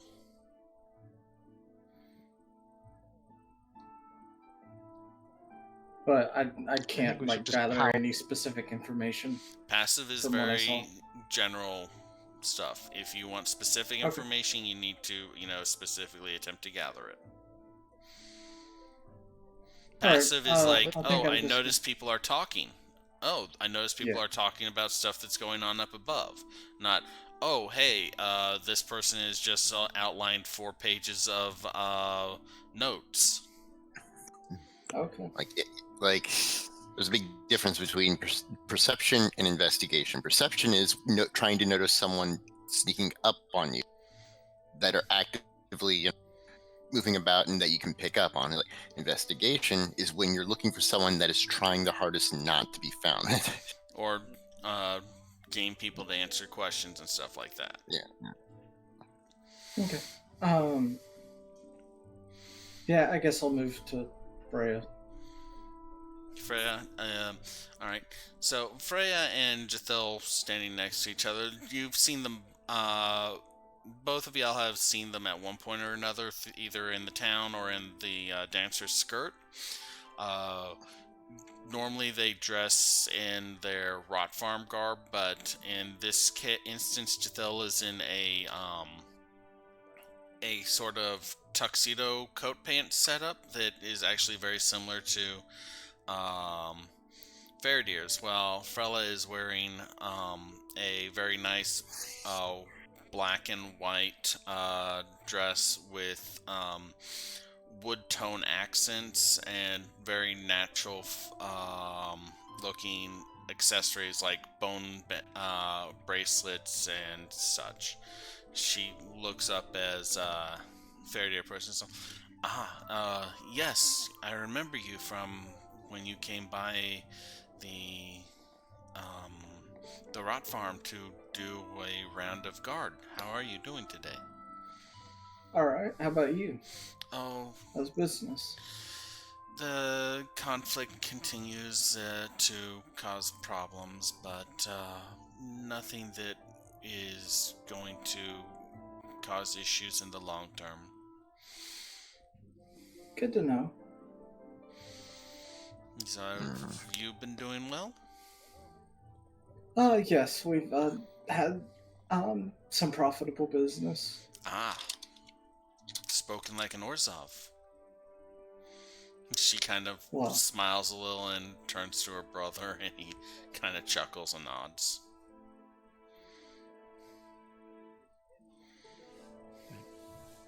Oh, Orzhov.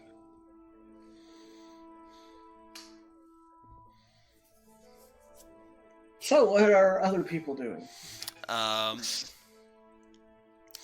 Rathin and his twin is talking to the other Whitfist. Leah has not joined y'all yet. Mostly people are just either talking with each other within their subgroup, like Jathil and Frella tend to spend most of their time talking with each other, or at least enjoying each other's company because, twins. Their older brother seems to be more interested in talking with Rathin, and Krillin is mostly hanging around to the edge. He is interjecting occasionally in the conversation between the elder Whitfist and Rathin, but that's about it. This is a very small dinner party. They weren't like going to throw a grand noble gala or anything like that. I'll head over. Oh, go ahead. Let's hear what Rail's doing. So I think Rail's going to over and introduce himself to Rathin in that small. Since I was going to head that way too, I think I'll just go over when Rail's going over. Okay. Subtly insert ourselves into the conversation. I'm gonna make my Hopefully way without to the like, fools food of table. ourselves. Let's see, 6. Brigham So, finally got his dinner party. Yeah. Actually, sorry, before I do that, mm-hmm. I am going to cast Eagle Splendor on myself. Yeah, I'm gonna. Okay. Brigham is gonna. As you cast the spell, nothing happens.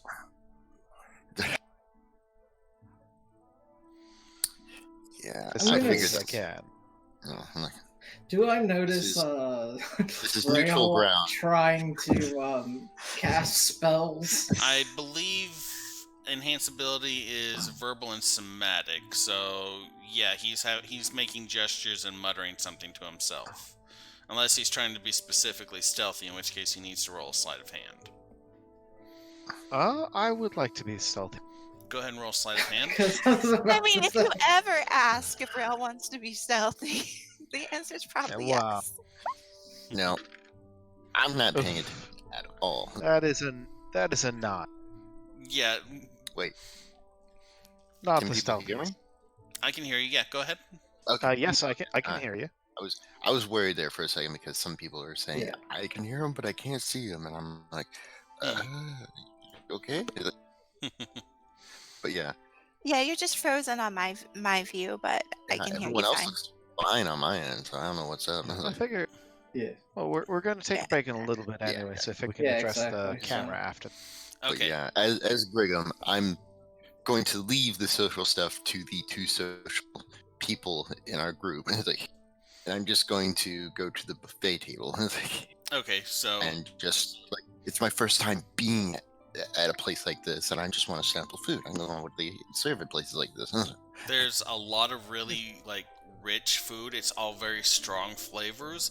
Almost everything has some level of spiciness to it. Not like unpleasantly, oh my god, my mouth is on fire, but like, oh hey, my sinuses are open. Heat. It's got a bit of a kick to it. That kind of thing. Can I do? I'm actually going to. I was going to say I'm going to mutter to Grigum in Goblin, "Don't fill up on the hors d'oeuvres."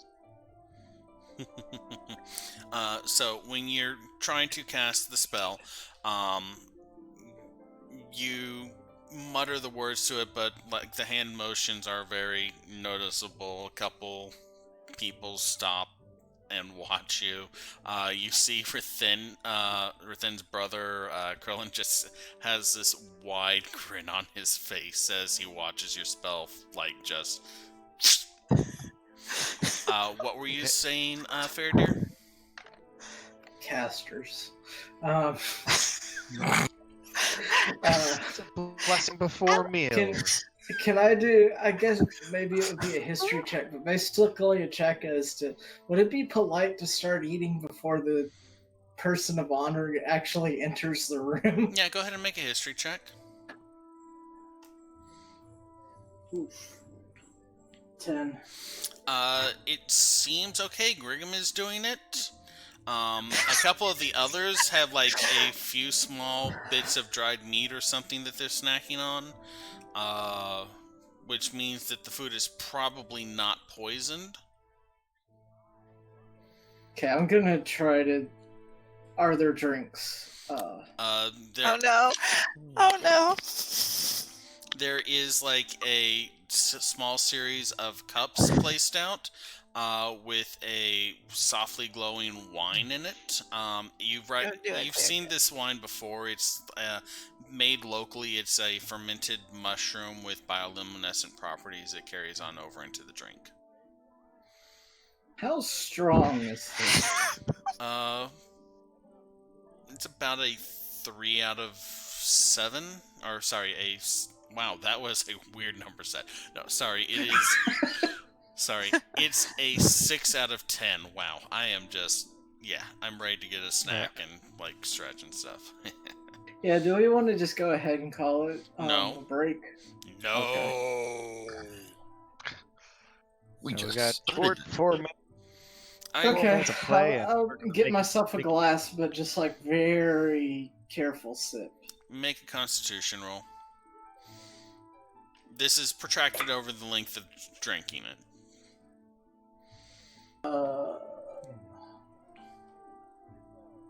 8. I swear to God, if you slurp.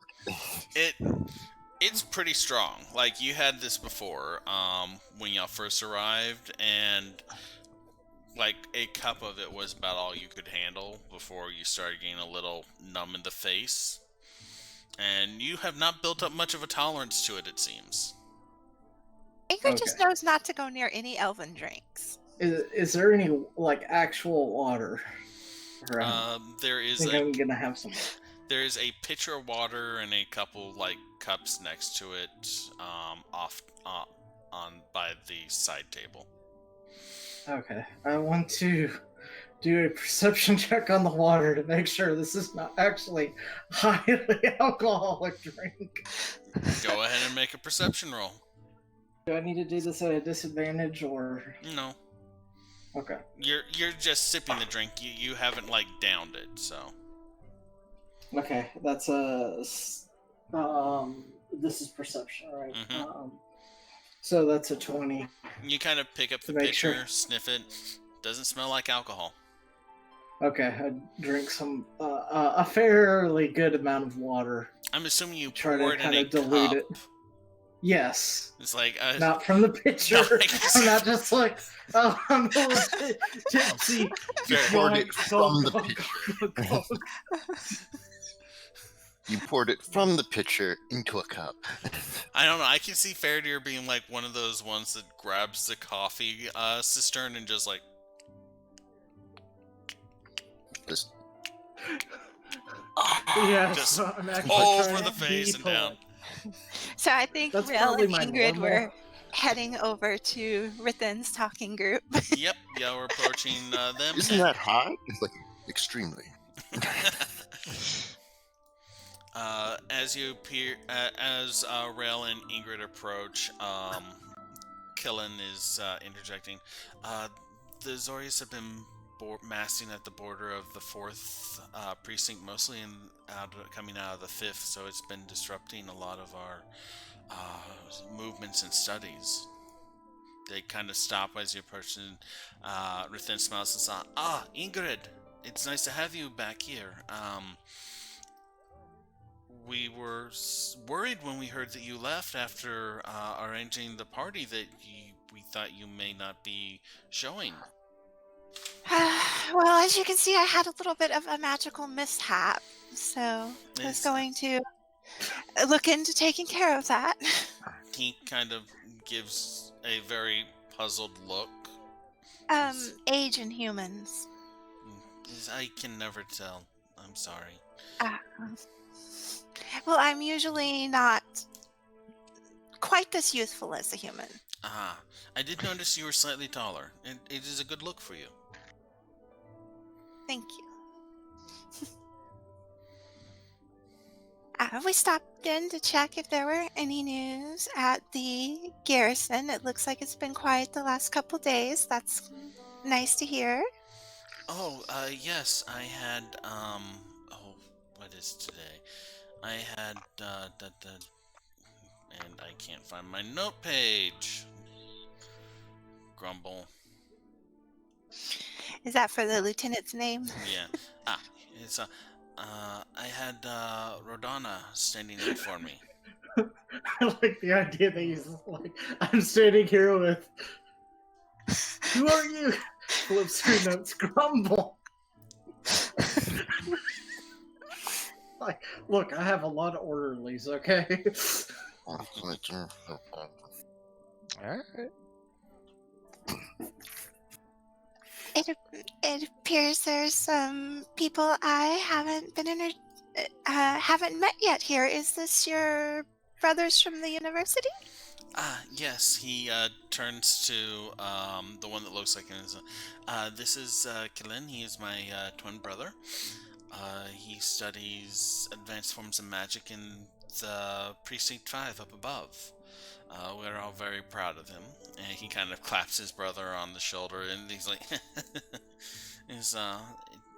He turns to incline his head towards Ingrid. A pleasure to meet you, Mom.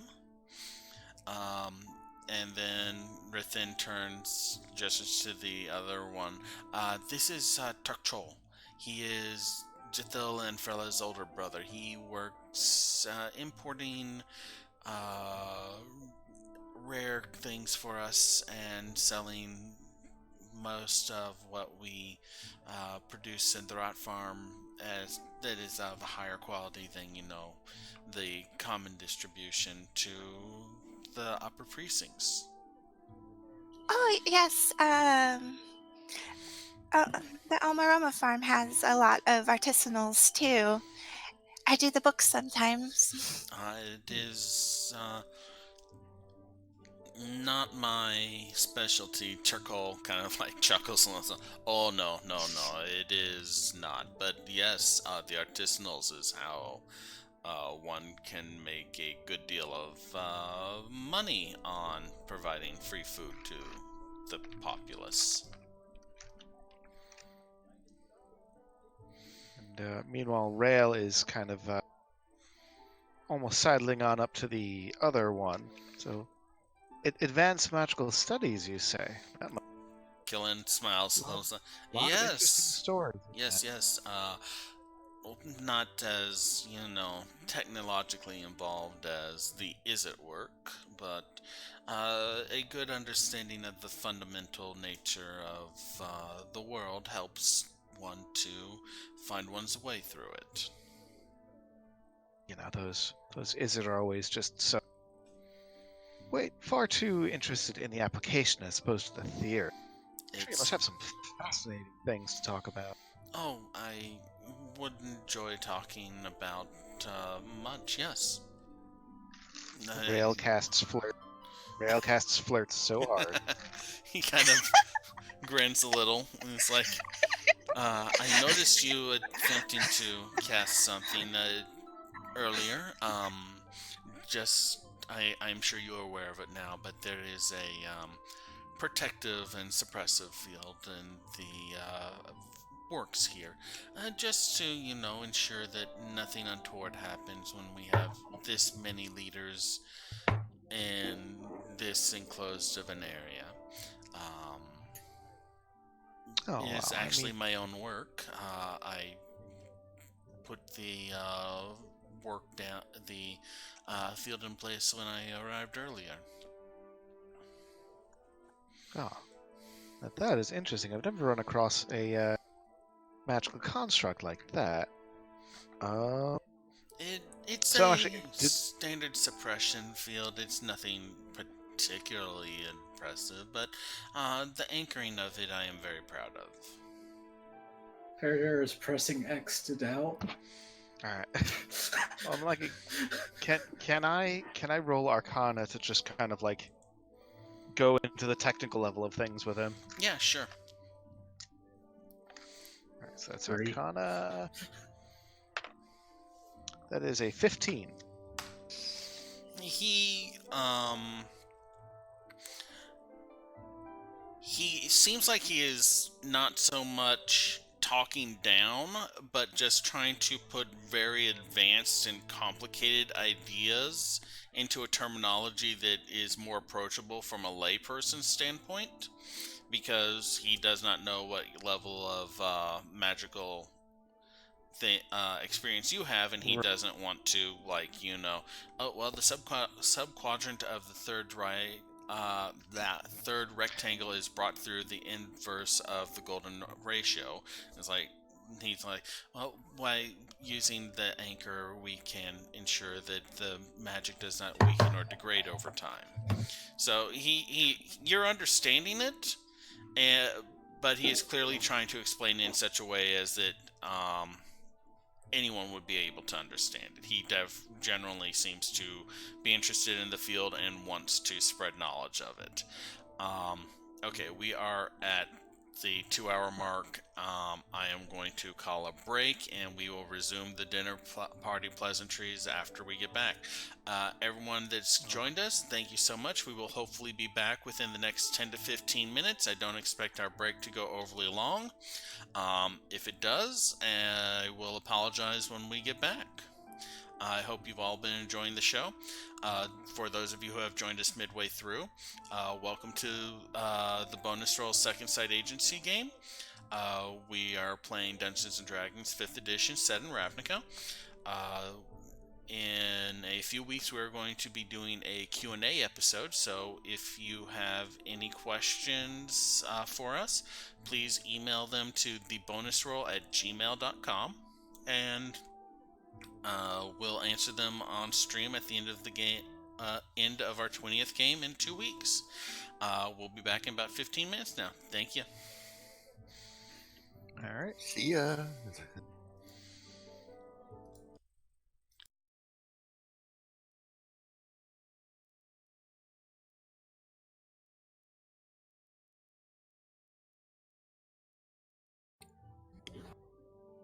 My audio is on, and we are back. Wow. So there were a couple technical issues that happened. You may notice that Zizva is unfortunately using a placeholder image right now. We're having some issues with her camera. I may be called away in short notice to deal with something, but we're going to try and get this back up and running and get at least another hour of game time in. Heck yeah. Yes, we are back. I believe we left off with Rail was talking with Killen. Yep. And there was a Griggum helping himself to some of the food on the buffet. I believe Ingrid was spending time with Rail while he was talking with Killen, and Fairdeer was interacting with Frella. I don't think I missed anything or anyone. It's not too long after. Wait, no. Fairdeer went and got a drink. That's where I was. It's not too long after Fairdeer gets a cup of water that the manservant Dragal returns, kind of clears his out. Presenting Lady Leah Farkeep, and the youthful elf that y'all have met in the past returns. She has her hair done up in a very complicated braid at the back of her head and then spilling down over her shoulders. She wears a very formalized version of the outfit that y'all normally see her in, with long sleeves with patterning on the cloth. Set in the little necklace collar thing at her the base of her throat is that black gem that that y'all always see her interacting with or wearing or picking up before she talks to y'all. She still looks very youthful, like maybe around Ingrid's current age, maybe a couple years older. She approaches the party with a slight clearing of her throat. I'm glad you all can make it today. At the request of Griggum and his company, she kind of stops and inclines her head towards Griggum, smiling as he's like pulling food off of the buffet. Currently playing the chicken. Yeah, I was just imagining him just like tearing off a piece of chicken. Yo! I'm glad to have you all here. Yeah.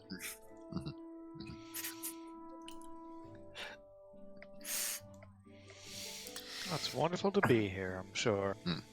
I just kind of do kind of a awkward kind of nod, bow, like not quite sure what the appropriate gesture is. Ingrid does her usual curtsy. I mean, kind of her standard, but she's grinning. Leah smiles and returns the curtsy with a slight incline to her head. Griggum pretty much knows that at this point, being caught like that, any gesture afterwards is going to make him look like a monkey in a suit. So it's like he does provide a proper gesture anyway, and just doesn't give a shit. just straight up properly clean up his mouth and then gives a bow to everyone. Sorry, stretching. I'm sure you all enjoyed that. So yeah. No one seems to be like directly pressing any of y'all for information. They're very much talking among themselves, talking to y'all when y'all approach them, but it's very clear that, you know, them as a family hasn't been together very much, and so they are going through the, oh, I haven't seen you since X. And there is the knock. I will be back shortly. Oh, okay. Bye. Or I'm not needed at all.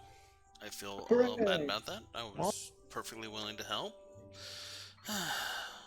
Give me a moment. I have to feel guilty now. No guilt allowed. And here I was expecting, I need a moment to feel guilty. Okay. Okay, I'm I back. rolled a 13 against save against guilt. Have you met me? I feel guilt as a move back. Literally 40% of what I feel is guilt. Okay, so, I guess I'm not gonna... I hope the little kitty's okay here. I can't put her in a specific area to keep her isolated because they're working on that bathroom, the light in our room, and then the dining room sliding glass door, which is right by me. So you're kind of having to shuffle around the area. Yeah, I don't think they're working on the living room ceiling fan yet, so I might could move, but I think I'll try to stay here and we'll see. It'll be noisy. Okay. We'll keep on trying to go as much as we can. I don't think we'll call it early or anything like that unless like things get really untenable.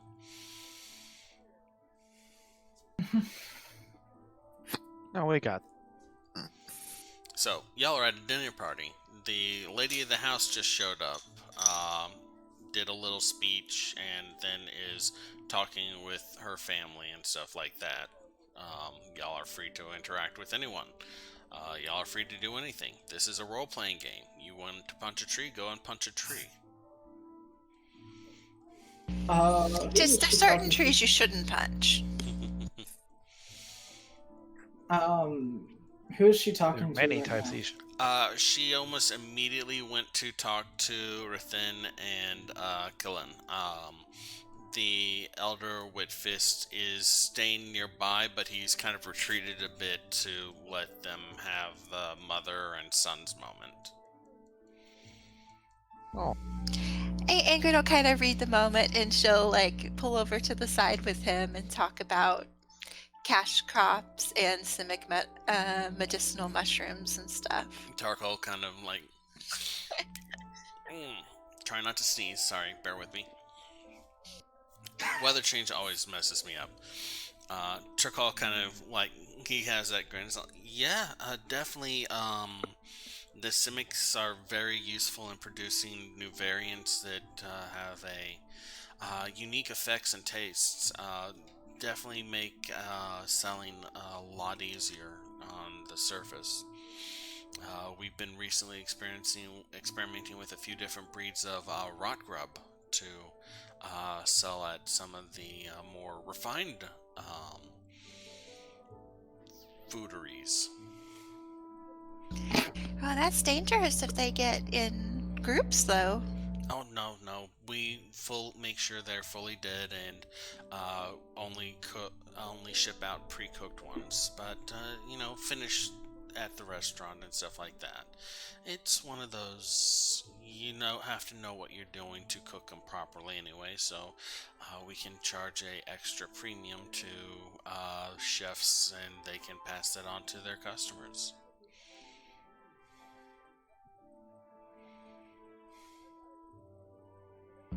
And she's kind of like tried to pull Rail a little bit to the side with her too. That's why she did the Simic comment. so they can have their moment.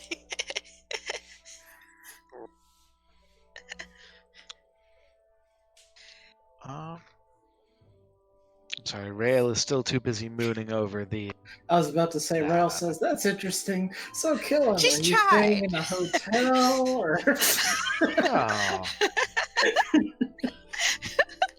Grigum's No. sampling all manner of the food here. Like, There is a lot of different varieties of food. Like, you smell like roast meats, but there's actually like roast chicken, roast mushrooms that have a very meaty texture, and roast boar. There's a number of different creams and sauces and mustards to like sample with the foods. A wide variety of vegetables and flora that have been roasted, pickled, sautéed. It's clearly been like a labor of extravagance to create the buffet. And two thoughts run through Grigum's mind. It's like, firstly, he's like, a goblin fool.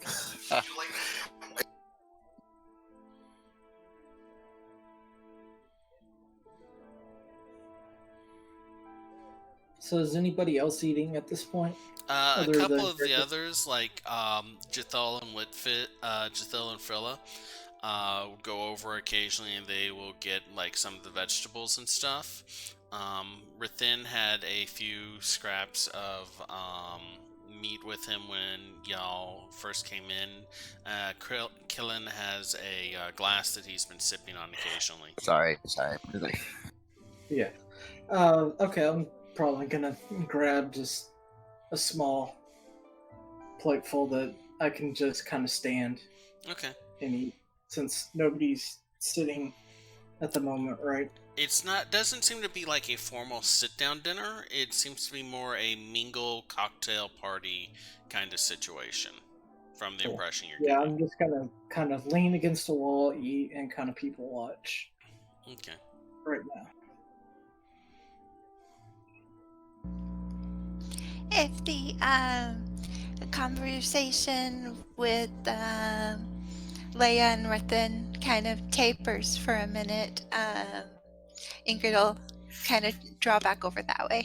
Well, after a little bit, Leah puts a hand, and she's actually like a good 1.5 feet shorter than both Rithin and Killen. Puts a hand on each of their arms and kind of smiles at them before taking her leave of them and going over to talk to Jethil and Frilla. So you are free to reapproach Rithin or Killen if you want. I was actually going to talk to her, but I'll go ahead and talk back to You can definitely intercept kind her. of draw back to Rithin's group. You can intercept her before she gets to Jethil and Frilla. She's just heading towards them right now. Oh, it's not nice to before she's greeted everyone. Well, she did greet everyone when she first arrived. Like, she did like the whole welcome to this party and like request of Grigum and stuff like that. So she's done the formal greeting. She was Okay, just talking. I'll go ahead and head over, but I'll just kind of like meet at their group so she can still head that way if she wants. Okay, she kind of stops when she notices Ingrid approaching her and smiles warmly. Everyone seems to be very friendly and welcoming here.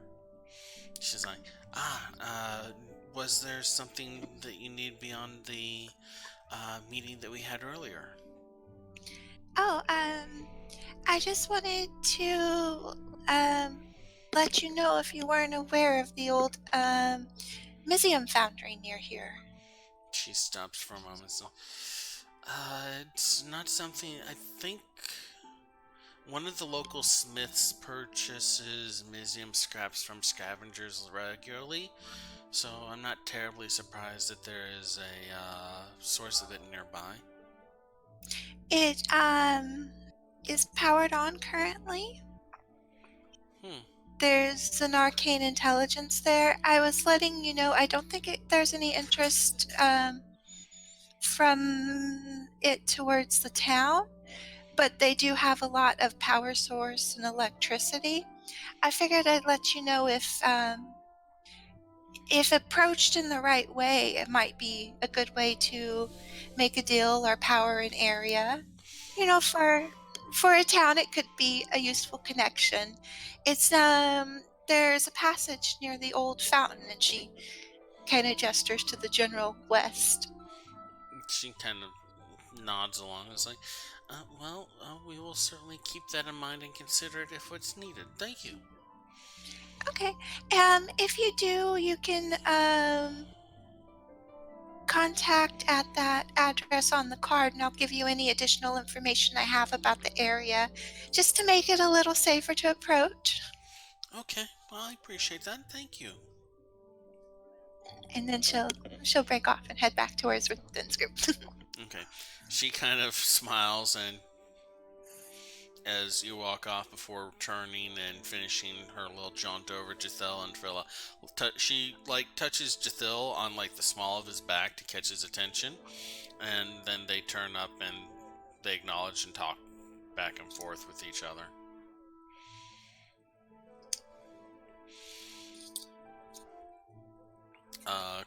Killen at this point has kind of broken off, swung by the banquet table and refilled his glass with the mushroom wine, and is talking with Tarkol now.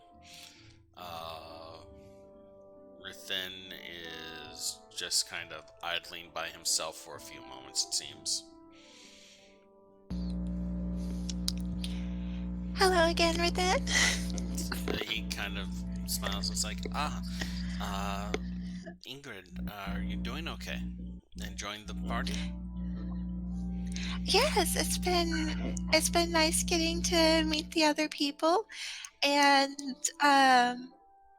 even though Roma is by no means isolated, it's got a very small group of head Golgari there, so it's nice to get to socialize a bit more. He nods and smiles, looks around. It's the same none of the Spirit Shades could make it. They are the other branch family, but there's so few of them that it is not terribly surprising. And we know that that's Leslie's last name, right? I believe yes. We did see Leslie earlier, but it did seem quite a hustle over there at the moment. Then gets kind of a little bit quiet for a second. Yes, she's one of the, she probably would not have come if she had been invited, but it is a disappointment that none of the others showed up either. Leslie wasn't invited. Was that in character? Sure. He's kind of muttering to himself. Oh, okay, hold on. Okay. Don't mind me. Yeah, I'm probably going to be beside Rael at this point. Coming up to join our little mini conversation. Sure. So, More the merrier. Of course.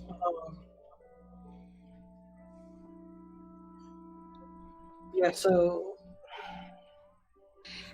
how many people other than us and Rithen are within earshot right now? Let's see here now. Killen and Tarkol are by the buffet. Jethel, Frella, and Leah are by the book. So y'all are fairly isolated. It's not a private room, but there's no one standing immediately next to you. Getting the sense that there's a story about I just forgot her name. Leslie? Yes.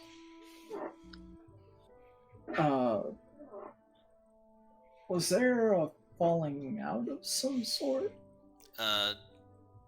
Within kind of chuckles. Leslie and my mother do not get along very well. It has led to incidents in the past. Ah, just personality conflicts? Several conflicts. But we should talk about things of a less personal nature. It would be, yes, preferred. We met a dead dragon. He stops and is like, I see. I have met many dead things myself, but not a dragon. It was dead when we found it. No. Well, I think the issue wasn't so much that it was dead, it was that it was not. Ah. Well, depending how you define that, according to Valor, anything like that is not a standard undead. Yes, generally most undead are like the guards. They're smart enough to stand in place and stop anyone who doesn't have the proper signet, but to actually, those like Jorgal and my mother are very few and far between. What?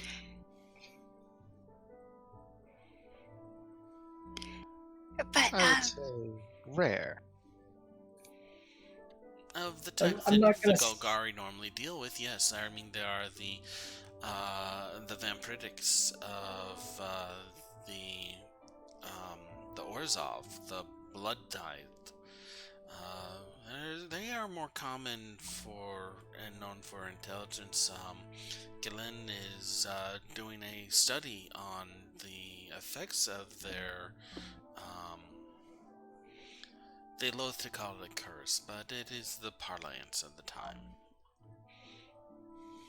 Their condition. That works, yes. But there's a museum foundry I just stopped to tell your mom about, and then Ingrid just like brushes past that part. And there was a portal, and we saw the dead dragon, and then it sent us back with the big magic fork. A portal. Killen would probably know more about something like that. He's always had a mind for the ethereal. It sounds like quite an adventure, though, Miss Ingrid. Well, I'll let Rail tell him about it. He is our more studied practitioner. I'm sure he will appreciate that. I'm just the dog groomer. So, dogs are not too common down here. I have heard word of the children being awestruck at seeing a new one that had come into the area. I assumed it had been a merchant. No, he's mine. He's a valuable member of the party. Okay. I mean, I was very impressed. We've had a number of merchants returning the past few days, complaining about not being able to return to the surface. Yeah. Yes, we. That's something we're definitely going to need to look into. Actually, you don't have anything more specific on that, would you? He stops and thinks for a moment. It's like, I know that many of them, before they started getting turned around, said that large portions of a couple neighborhoods in the precinct number 4 were badly damaged. I think Sin Grove was one of them. I do not know the upper areas too well. Sorry. Understood. Yeah, I think we'll have to be doing some decision making on whether we try to head up in the midst of it or rather stay and explore a bit. And she'll clap Fairdeer on the shoulder.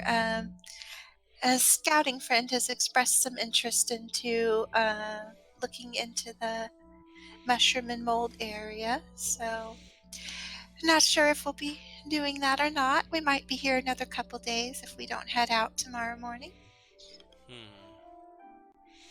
Well, I'm sure that if you went to the surface, someone as capable as you and your friends would be fine. Uh, we, of course, are happy to have you in town, and if you require a place to stay, we can find lodging for you here.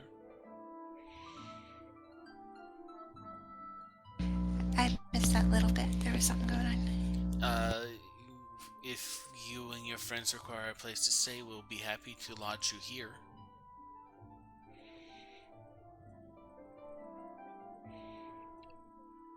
I mean, I'm sure this is a lovely place to stay. I don't see that it's particularly necessary. Give me that last bit one more time. As flattered as I'm sure we are, I don't believe that's necessary. There are the Dromids. I don't know if there's any accommodation for them. I'm not even sure if it would be best to stay in town having them with us at the moment. He kind of lights. Oh, you have Dromids. Magnificent beasts. Not many animals are stabled here except for the Goliaths and the spinnerets at the rot farm. I believe there's a stables in the marketplace, but they shut down when the rest of the marketplace closes down. That is all the ones I know of. You may he talk may to be Emerson. out of he may be out of town restocking the beast after our little shopping trip, I'm afraid. That is unfortunate but understandable. You could possibly talk to Emerson. She may be able to direct you to a place where you could stable them that is not, official. That's a good idea. Thanks, Rithan. Anything for you, Miss Ingrid. I think Ingrid's blushing. So, if you'll excuse me, I wish to steal my twin back. We do not see each other too often, and it is nice to be able to speak with him. Oh, yes, of course. At this point, I'd like you all to make a general intelligence roll for me. Okay. 14. I need to find one of my dice roller apps right now. Where's Rill's brain again? It's a 6. Okay. Not my finest roll. 1d20 plus 1. I got a 17. Haha. 17. Grigum, could you make an intelligence roll for me? Yes. Let's try Grigum Green Die right now. Let's 5. Okay. So Rill and Grigum don't think much about it, but Fairdeer, Ingrid, y'all are more experienced in interacting with elves. You know that twins are rare among most people and super rare among elves. And this family seems to have produced twins not only in the main family, but in at least one branch family. Interesting. Can I do a history check on that? What are you trying to find out? Just like what my knowledge of that. If I could get more specific knowledge as to, like, why is that so rare? Okay, go ahead. Okay. And I'd like to do an arcane check on why it's rare. Okay. Let's get Faradir's roll first. 19. 19. Not bad. Elves tend to have very long gestational periods, and tend to have a protracted length of time between gestational periods. So while humans generally will have a 9-month period before giving birth, elves actually have a full year of carrying their child, and then generally cannot become pregnant again for another 3 to 4 years. Okay, so it's just basically statistics. Yeah, it's very I rare. guess I'm not an elf. Yeah, for elves to give birth in large quantities, and even more rare for it to be twins. It does not happen commonly. Ingrid, go ahead and make your roll, please. Can you say the last part? I was off headphones. Oh, go ahead and make your roll. Okay, and oof, only a 6. Though I would ask if I have any advantage over knowing that there's already possibly some arcane mechanics involved. You did have a success previously on that. I'll go ahead and let you have advantage on it due to your previous success. Okay, 23. Jesus Christ. You know that while there are some creatures that, like the elves, that are just very rare for twins, there are some that it's more common to have twins or multiple children, due to the fact that, not all of them survive, or due to herd practices and stuff like that.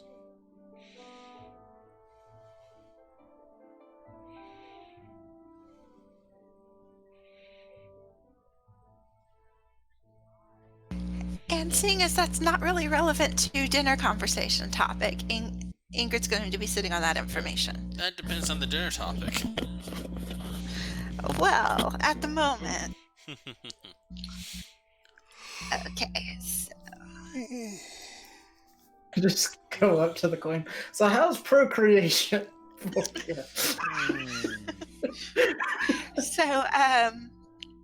So I guess Ingrid hasn't really gotten to talk to Freya and Giselle, so she'll probably look for them in a bit. Okay, they are still off in one corner of the room talking with Leah, though it looks like whatever they're talking about is wrapping up. Okay, she'll kind of just wait. She'll get her own little handful of mini snacks and kind of just wait to see who's kind of isolated in the room or that she hasn't talked to. Okay. I think she's talked to pretty much everyone except for Freya and Leah. Or, sorry, Freya and... Jithil and Frilla. Jithil and Frilla. She's talked to Turkle, she's talked to Leah, she's talked to Rathin, and she kind of interacted with Killen as well. Yeah, I'm having some trouble with these names, so apologies if I get any of them. No worries. Jithil and Frilla are the druids that work the Rot Farm. Tarkol is their older brother. He is a merchant. Leah is the matron of the Farkeeper family. Rathin and Killen are her oldest sons. And that's everyone there. I may still get it wrong. And just because she has the whole family in front of her to kind of study mannerism stuff, I'd like to ask if she can do an arcane check for if there's any certain element they tend to lean towards. Okay. Yeah, that'd be arcane. Go ahead and make a roll. While she's doing that, Only can 11. I do it? 11? You notice that elves have dual-tone pupils, generally with a ring around the outer edge that is an expression of their Fey heritage. Generally, this ring is either metallic or not nature-colored, like greens, browns, or silvers and golds. Leah, Rithin, and Krillin all have dark purple as their Fey expression, while Jethil, Frilla, and Tarkol have a kind of sky blue, purplish looking ring, like dark, like the sky just as the sun is setting. And can I do a check to, like, looking at the family? Does the apparent ages actually make sense? Okay, go ahead and make a insight roll.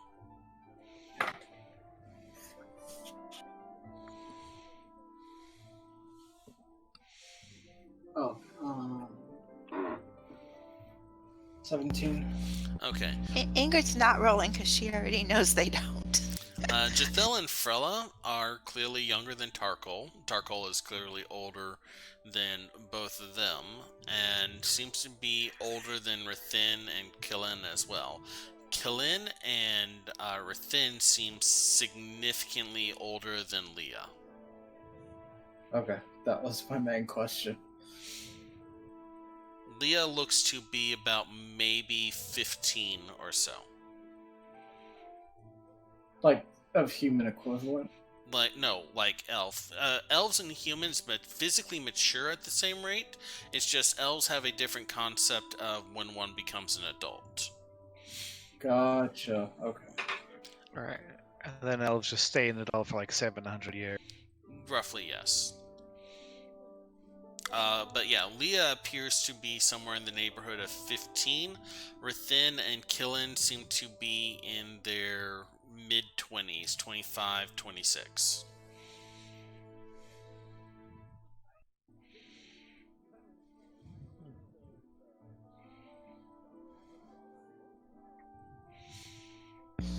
And so Ingrid's having her little slices of roast mushroom and stuff, and just kind of scanning the room. They're good. It's a little spicy, but not like peppery spicy, more cinnamon spicy. Quick question. Mm-hmm. Sorry if I mess this up. So are Krillin and Killin. Killin and Goku. Oh Killin. And Rithin, I think you're thinking. Rithin, yes, sorry. Yes. Wow, I'm just having word aphasia today. Killin and Rithin are. Did you say they were twin brothers? Yes, or they just are twin brothers. Okay. So when you say older brother, you mean by like an hour or something like that? No, Tarkol is Jethil and Frella's older brother. Tarkol Whitfist. Right. Okay. Got it. And the two, Rithin and Killin are engaged in conversation. Yes, basically, anytime neither of them is talking with someone else, they seem to be making a beeline to spend time with each other and talk with each other. You notice Jethil and Frilla are also similar, that they are spending most of their time talking to each other, unless someone is coming over to talk to them too. What are Killin and Rithin talking about? And I guess this is an active perception. Okay. You're pretty close to them. You're not having any trouble, and they're not actively hiding it. So don't worry about rolling it right now. Okay. Rithin and Killin is talking about how long until Killin has to head back to the surface, and asking him to stay safe at the face in case the Gruul push from the 4th into the 5th. So it's definitely the Gruul going on. I'm probably gonna relay that over the Spies Murmur. Because I don't know for certain that in character we ever got that confirmation. Y'all had a couple people mention Gruul. Y'all haven't learned y'all haven't learned any specifics about what the incursion entailed or what happened. Y'all have picked up some information about it, though. Yeah. Specifically, things like that Boros have attempted to fly supplies into the area, but they've been intercepted. That large swaths of at least Sun Grove have been damaged.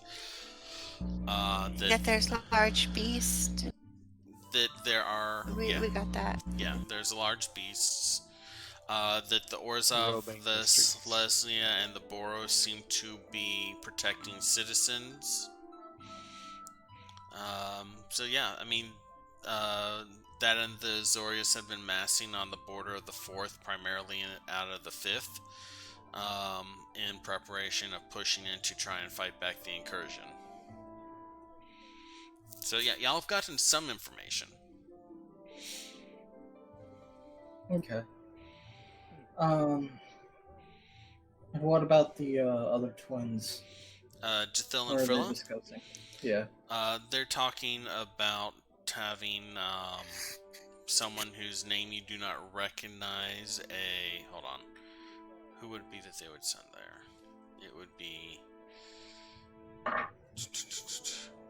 They're talking about having someone called Fuse Watcher going to investigate the fissures on the far side of the rot farm. Fuse Watcher. You don't know if that's a surname, a title, or a first name.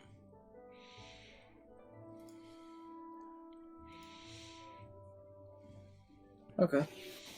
But you get the impression that Jethil and Frilla are more business-oriented in their faculties, while Rithin and Killin are more Right, they'll camaraderie-based. presumably perform or meet more frequently than the latter. Okay. Cool. Yay, lip reading.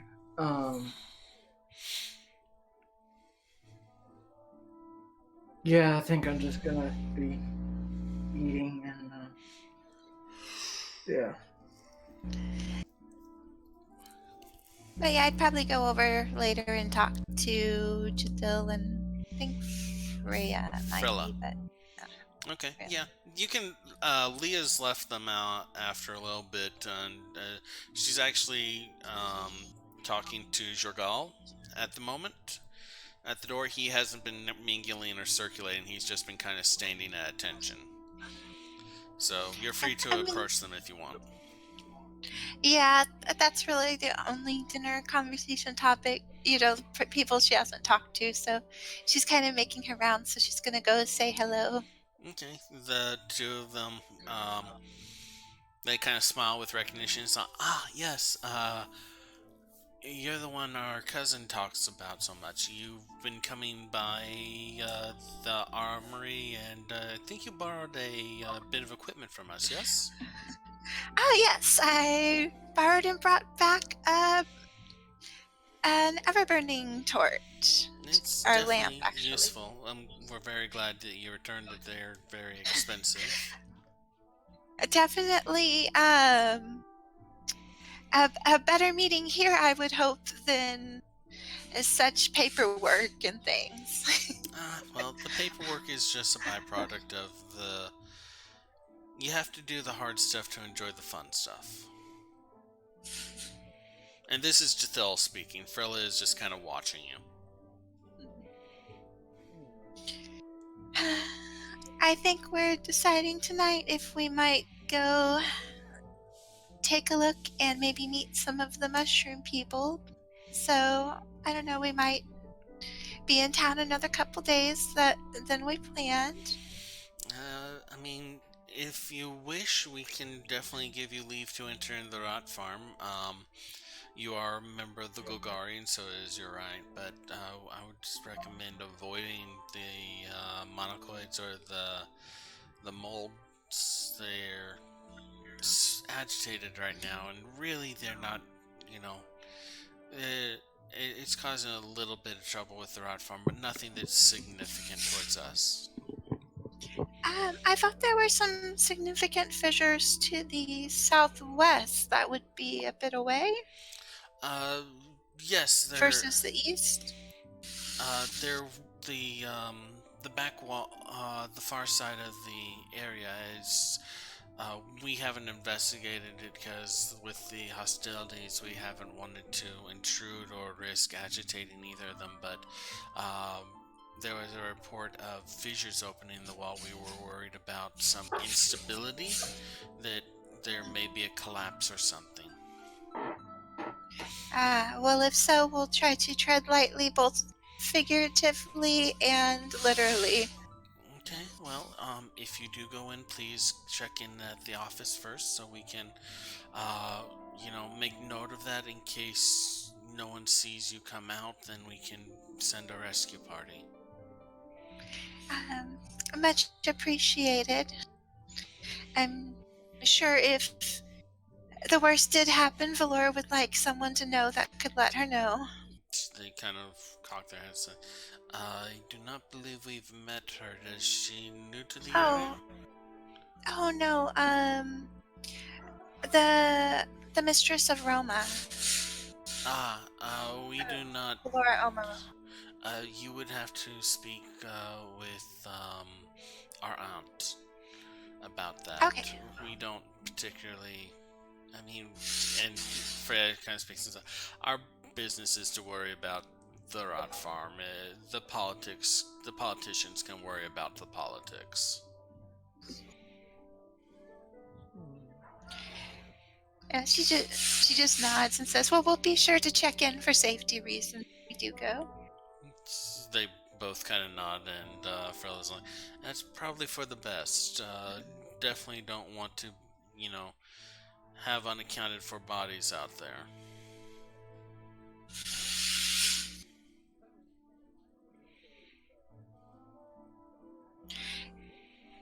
And Ingrid will kind of drift off a little bit. At this point, it's getting close to 7, 8 o'clock. Y'all been going for about an hour and a half, maybe 2 hours.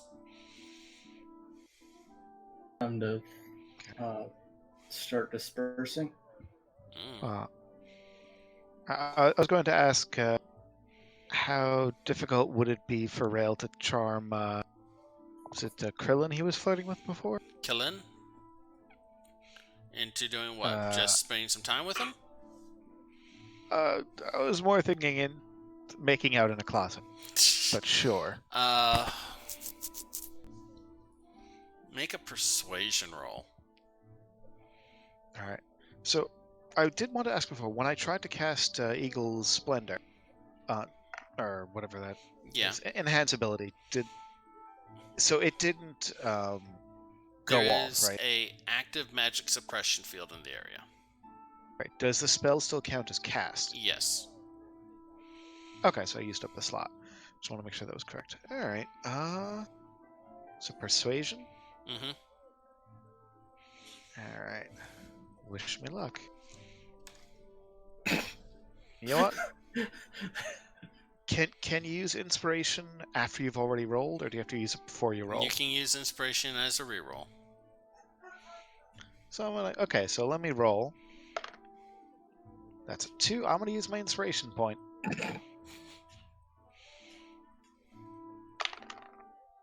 That is another 2. Oh my god! So total. I would like to give 6. Rail inspiration. Okay, so sacrifice your inspiration point to Rail. Rail, you get another inspiration point. Really, you're not going to assist?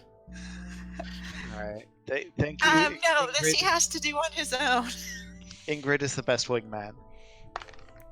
Woman. Okay. 18. Okay. That's more respectable. So you spend Dice some try time. to get in my way. You spend some time kind of circling, waiting for a chance to talk to Killin. After a bit, Rithin goes to and get a little more meat. You take the opportunity to swoop in, approach Killin, and he's like, "Hello. Yes, we talked earlier. You were speaking about magic, and it seems his interest is almost entirely devoted to the arcane and magic. He's like, every hint you drop or anything like that, it's either goes over his head or he's purposely ignoring." Aww. Oh well. Only took 2 points of inspiration for the party. Well, you know, what else are you going to use them for? Not Alright. Alright. Still potentially useful as a contact. He hasn't straight up rejected. He just doesn't seem to, he either seems to not be picking up what you're dropping down, as in that it's going over his head, or he just does not seem particularly interested in the moment. He's being friendly and gregarious with you. He's certainly happy to talk about magic with you. Alright. And, Yes, and so that's what Rail is going to be doing. so Ingrid will probably be tagging along with to follow along with Rithin and more than.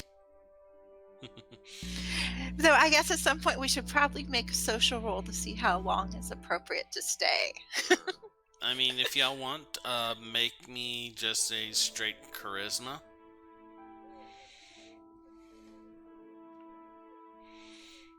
Whoever wants to. Oh, okay. Oh, well, mine me doesn't roll look good. 15. Ingrid has no idea tonight with a 5. 15, 5. Let's see. Yeah, that's a 1. That's a 4. That's a 1 plus These 1. are not friendly dice today. Gregum, are you they're going to not. make... Go ahead. I'm sorry, I was talking over someone. I didn't know who was talking. Okay. Gregum, are you going to roll charisma too, or just kind of go with the flow of everyone else? You know what? Why not? Just straight up charisma? Like, Yeah. okay. Just to read the social I guess I'm not situation. trying to. All right. New dice. Don't fail me now. 14. So, for their own various reasons, Gregum and Fairdeer are a little bit more sensitive towards, like, things are getting awkward now. Rail and Ingrid are very much the kind of people that will just talk through awkwardness until it's no longer awkward. Or even more awkward. Yeah. Whichever the case may be. But Grigum and Fairdeer have noticed that Leah has already left. Tarkle is talking with Jorgal and about to head out himself. The two twins have basically come together into a little cluster and are talking with each other back and forth. When I actually had something I wanted to ask Rithin while Rail was taking his twin to the side and chatting, though. Okay, you still have the opportunity. They're just now starting to clump up, so you can definitely get to Rithin. Any reason you would suggest here rather than heading back to the inn for tonight, or politeness? If there's politics involved, it might be good to know if that is a bad choice. Rithin kind of makes a slight shrug. It's like, with my brother and I out of the house, there's plenty of rooms to stay, and it is certainly a nicer place than the brothel in the center of town. If I'll talk to our group. If I did set that up, would I just talk to Jordal? Yeah, Jordal will be able to get you put in rooms for the night. I'll go around and talk to the group then and see. Okay. Thank you. Feeling I know what Rail's response is going to be. Do tell. Well, it's just you, undead, source of undead, you know. I can deal. But he also likes fine food and furnishing. So. Yes, as long as I'm not going to take a nibble, I can deal with it. Y'all did not see Leah eating or drinking.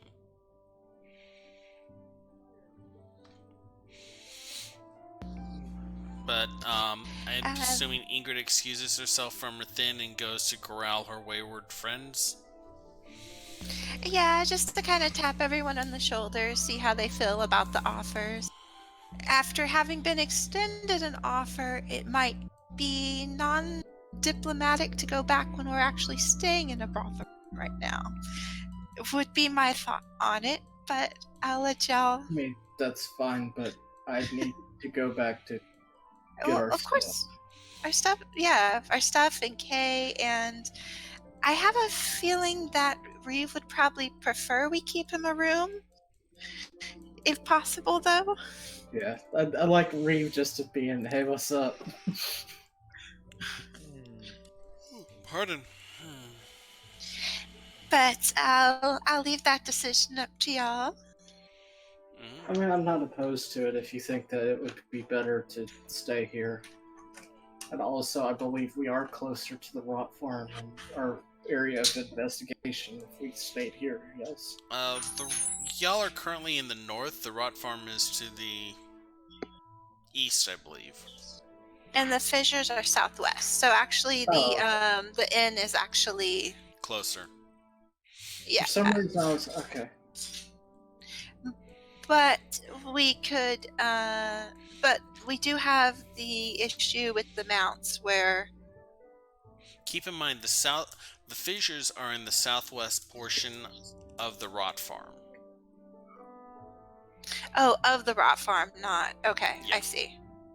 Not of the outer area. I get it. Yeah. I thought it was of the cavern, is what. Yeah. For some reason, I thought you had to go through the rot farm to get to them. You do have to go to the rot farm to get to them. Well, I figured you meant the outer cavern because there was an outbreak that broke out outside the south wall. So I thought you meant of the general big cavern, the southwest, there were some. The access to the rot farm primarily is only through the gate in the city. There are ancillary exits, which the monocoids and the Vegapygmies use to patrol the outside area because they are not part of the town. Their territory is pretty far-ranging.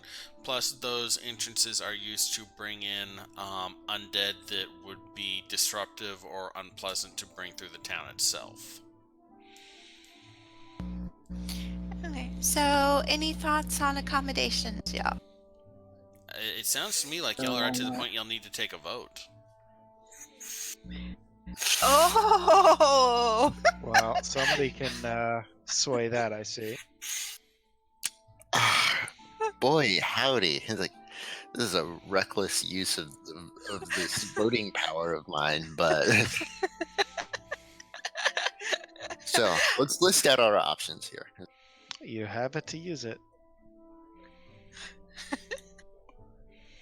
So we're going to list out our options? Okay. I mean, our options are camping outside so that we can have a place for the Dromids without disrupting anyone, staying at the inn and talking to Emerson about housing them, or talking to Emerson about housing them. I think part of our decision might be swayed by if we can find Emerson at this time of the day, and staying at the mansion, or talking to Freya and Jathil and seeing if there's any safe areas of the rot farm to stable them that don't have access. Freya. Okay, that don't have access to from the Goliath beetles to eat our Dromids. All right. Well, here's how I see it. We should talk to the guy to see about stabling them. It's like, because we really shouldn't just be camping out, you know? It's like, Yeah. Yeah, that seems like a bad idea considering all the conflict. Especially after y'all paid 3 gold for rooms. Yeah. Yep. Well, I just We left did. a few days of food in room just in case. Because she looked like they would be sacrificing money in this case instead of it just being extra rooms. So.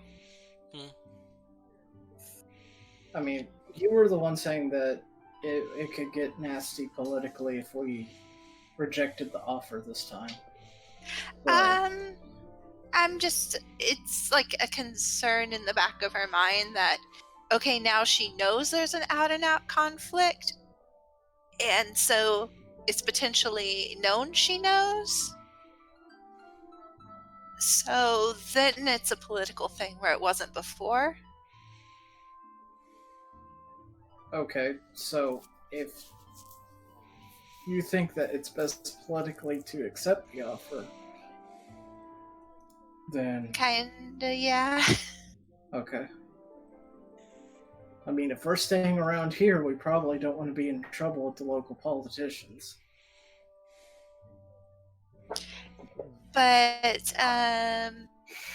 we should probably find the twins before we leave and see if there would be any safe area of the rock farm we could stable. Sure. Okay. So the two groups of twins have started kind of clustered together and are talking with each other. So I'll go to talk to Jathil to.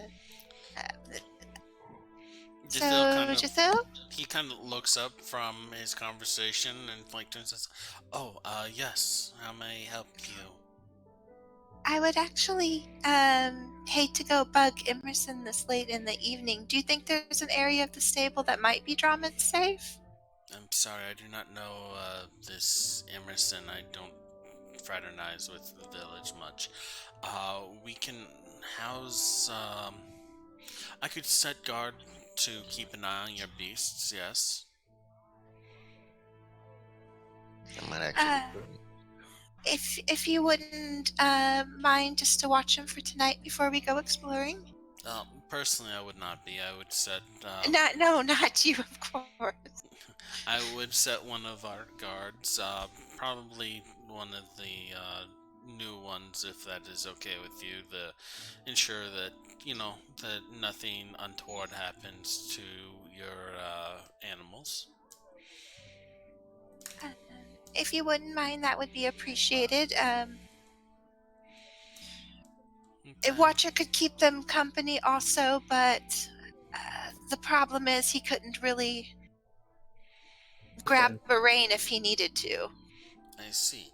Well, when we finish here, I will contact the guards before calling it a night and have them expecting your arrival and station someone to keep an eye on the stables to make sure that there's no altercations there.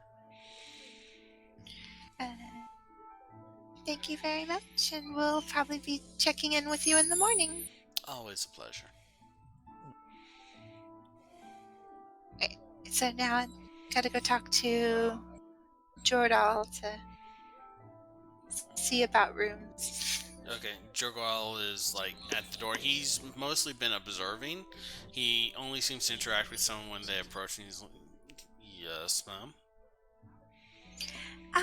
We've had a couple different offers of accommodation. Would it be possible to take y'all up on that tonight?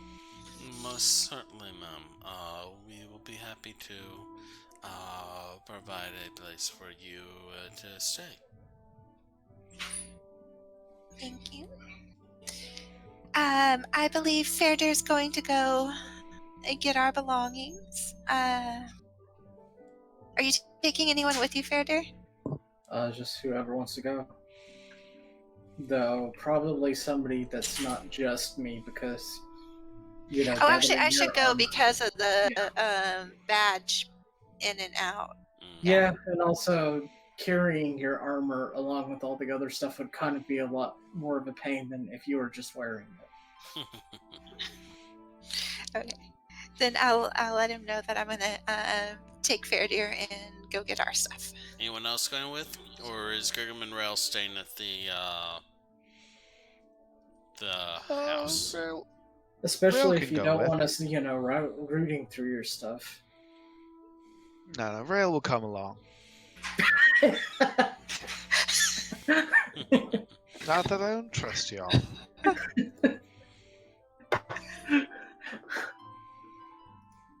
Okay. I feel like Grigam could go and get a bottle to bring back with him.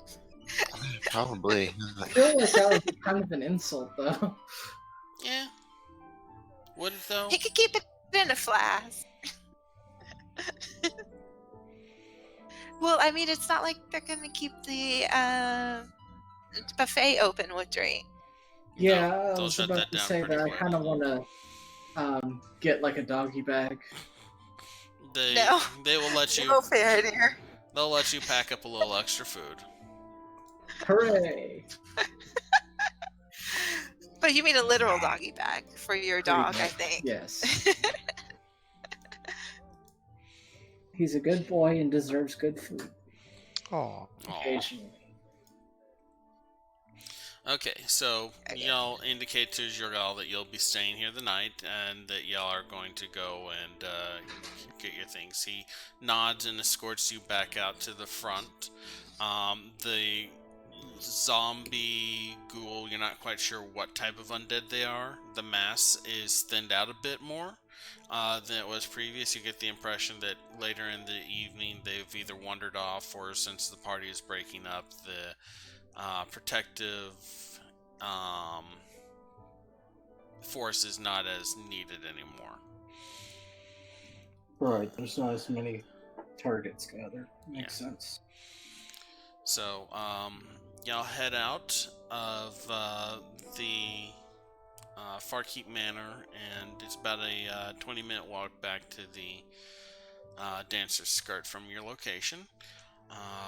Y'all go about maybe 10 minutes before the Dungeon Master asks you all to make a Wisdom saving throw. alright. Wisdom save. Ooh, that is a 23. 23? 17. Mine's also 23. 23, 17. Griggum, could you roll a Wisdom saving throw for me, please? Absolutely. It's like,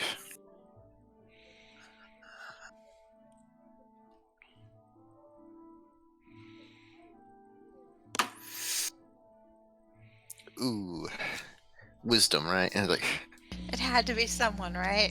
Yep. 5. 5. Oof. As y'all are walking Could along, have been worse. there's this kind of uneasy sensation at the back of your head. Something feels wrong. You notice that there's no lights on in any of the houses or people on the street. It's late at night, so it's not too bad, but something feels wrong. Griggum, for the next, you are currently under a fear effect. Let's see here, and For the next, you are currently under a fear effect? for the next little bit, For the next. Okay, I will alright. give you a time frame when it's like relevant. Quick question, Rail, what is your AC? My AC when I'm not wearing armor? Yeah. Is 12. Okay, so you feel a sharp pain in your lower back. It kind of burns a little. Make me a Constitution saving throw. Oof. Constitution save. Mm-hmm. That would be an 11. 11. You feel the connection to your magic choke off. Oh, that son of a bitch. There's a sudden movement behind the group, and this black patch of shadow draws a short sword from the small of Rail's back, a black tint to the blade as the shadow kind of swirls around and drops, revealing a cloaked figure in full-length black and blue cloak with a hood up. The face is completely obscured, holding two short swords at either side. And we will pick up here next week. Ah. Oh, How far away are we I am from betting. town? I am betting 10 to 1 Shadow Dancer. What were you asking, Fairdeer? How far away from town? Y'all are about 10 minutes into town from the Farkeeper Manor. I guess, how far to the Dancer's Skirt, right? 10 minutes. Y'all are literally at the halfway point. It's about a 20-minute walk. Okay. And of course, the person to be feared is the one with the fastest friggin' movement speed. Well, yeah, the one who could have potentially dispelled it is, Magically demagicked. neutered for the next minute. Oh. Was it a spell? 'Cause it's not. It's The area of effect made it. is But it's the area of effect of fear that is only affecting Griggum is a magical effect. The effect that is cutting off Rail's access to magic is a poison effect. okay. Yeah, I don't think either of those I could do anything about. Because I have counterspell, but the one that I could have countered Counterspell only works if it's actively is being cast. Is active. Y'all walked into a pre-set-up area. Yeah. Yeah. We walked straight into an ambush, a kill box, whatever you want to call it. Yep. Damn you, box text! Well, I You didn't say gotta how adjust much, and unequip my armor so I know my right, AC I need to for roll next time. damage. Let's see here. Yeah. Hate to remind you. That is 51. 6, 12, 13, 14, 15, 16. That's 17 points of piercing damage Jesus. and Oof. 12 points poison damage. Ooh. Aw. Yeah, I'm almost out. I am just almost alpha struck there. Well, good thing I have a backup character. But yeah, no. Yes, good thing. We will pick up here next week. As a reminder, everyone who's joined us, thank you so much for joining us. We're really happy to have you here. We are getting near our 20th episode, and we will be doing a question and answer. So if you have any questions, please send them to us at thebonusroll@gmail.com or tweet them at us at bonusroll.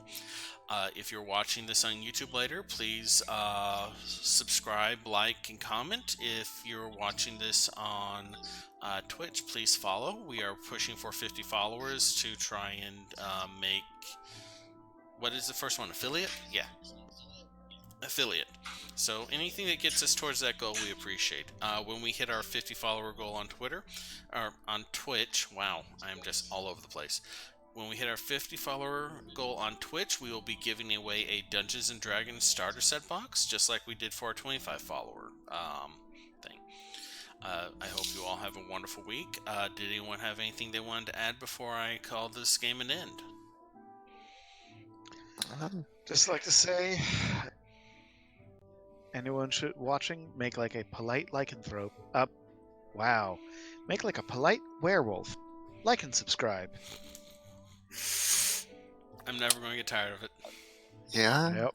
Yeah, and I think I'll hold back on my BS, like, to let that one just take the stage for a little bit. Let it permeate. But we will pick up here with this combat next time. Mostly because I need a little bit more time to finish the map, and because the break went a little longer than I expected. So, yeah. Actually, I've got a replacement for what I was going to say. It's like, considering the condition of Griggum's state, your words of wisdom today are, ah! This battle's gonna be way grittier. Welcome to level 5. Yeesh. The DM can Alright, stop take care, holding all. back now. I'm kidding, I haven't been holding back. I just got... Monks. Yeah. Monks do not have wisdom saves. Why? It's really hard Excellent to... Yeah, passive perception does you almost no good against something that's invisible. And if something is getting invisible, alert. if something is invisible, then it's got a really good chance of getting that sneak attack off. Yep. Of course, they go for the prettiest character. Or they target the healer. You don't know. Well, yeah. We'll find out. Next time All on the right. Bear Later, Show. all. All right. Take care. Watch for this video. Bye. Watch for this video to go up on YouTube sometime next week. The characters and information therein of will hopefully be updated on the wiki relatively soon. I'm going to go and take a nap and then get my schoolwork for Monday done. I hope you all get and have a nice week. Bye. Take care. Bye.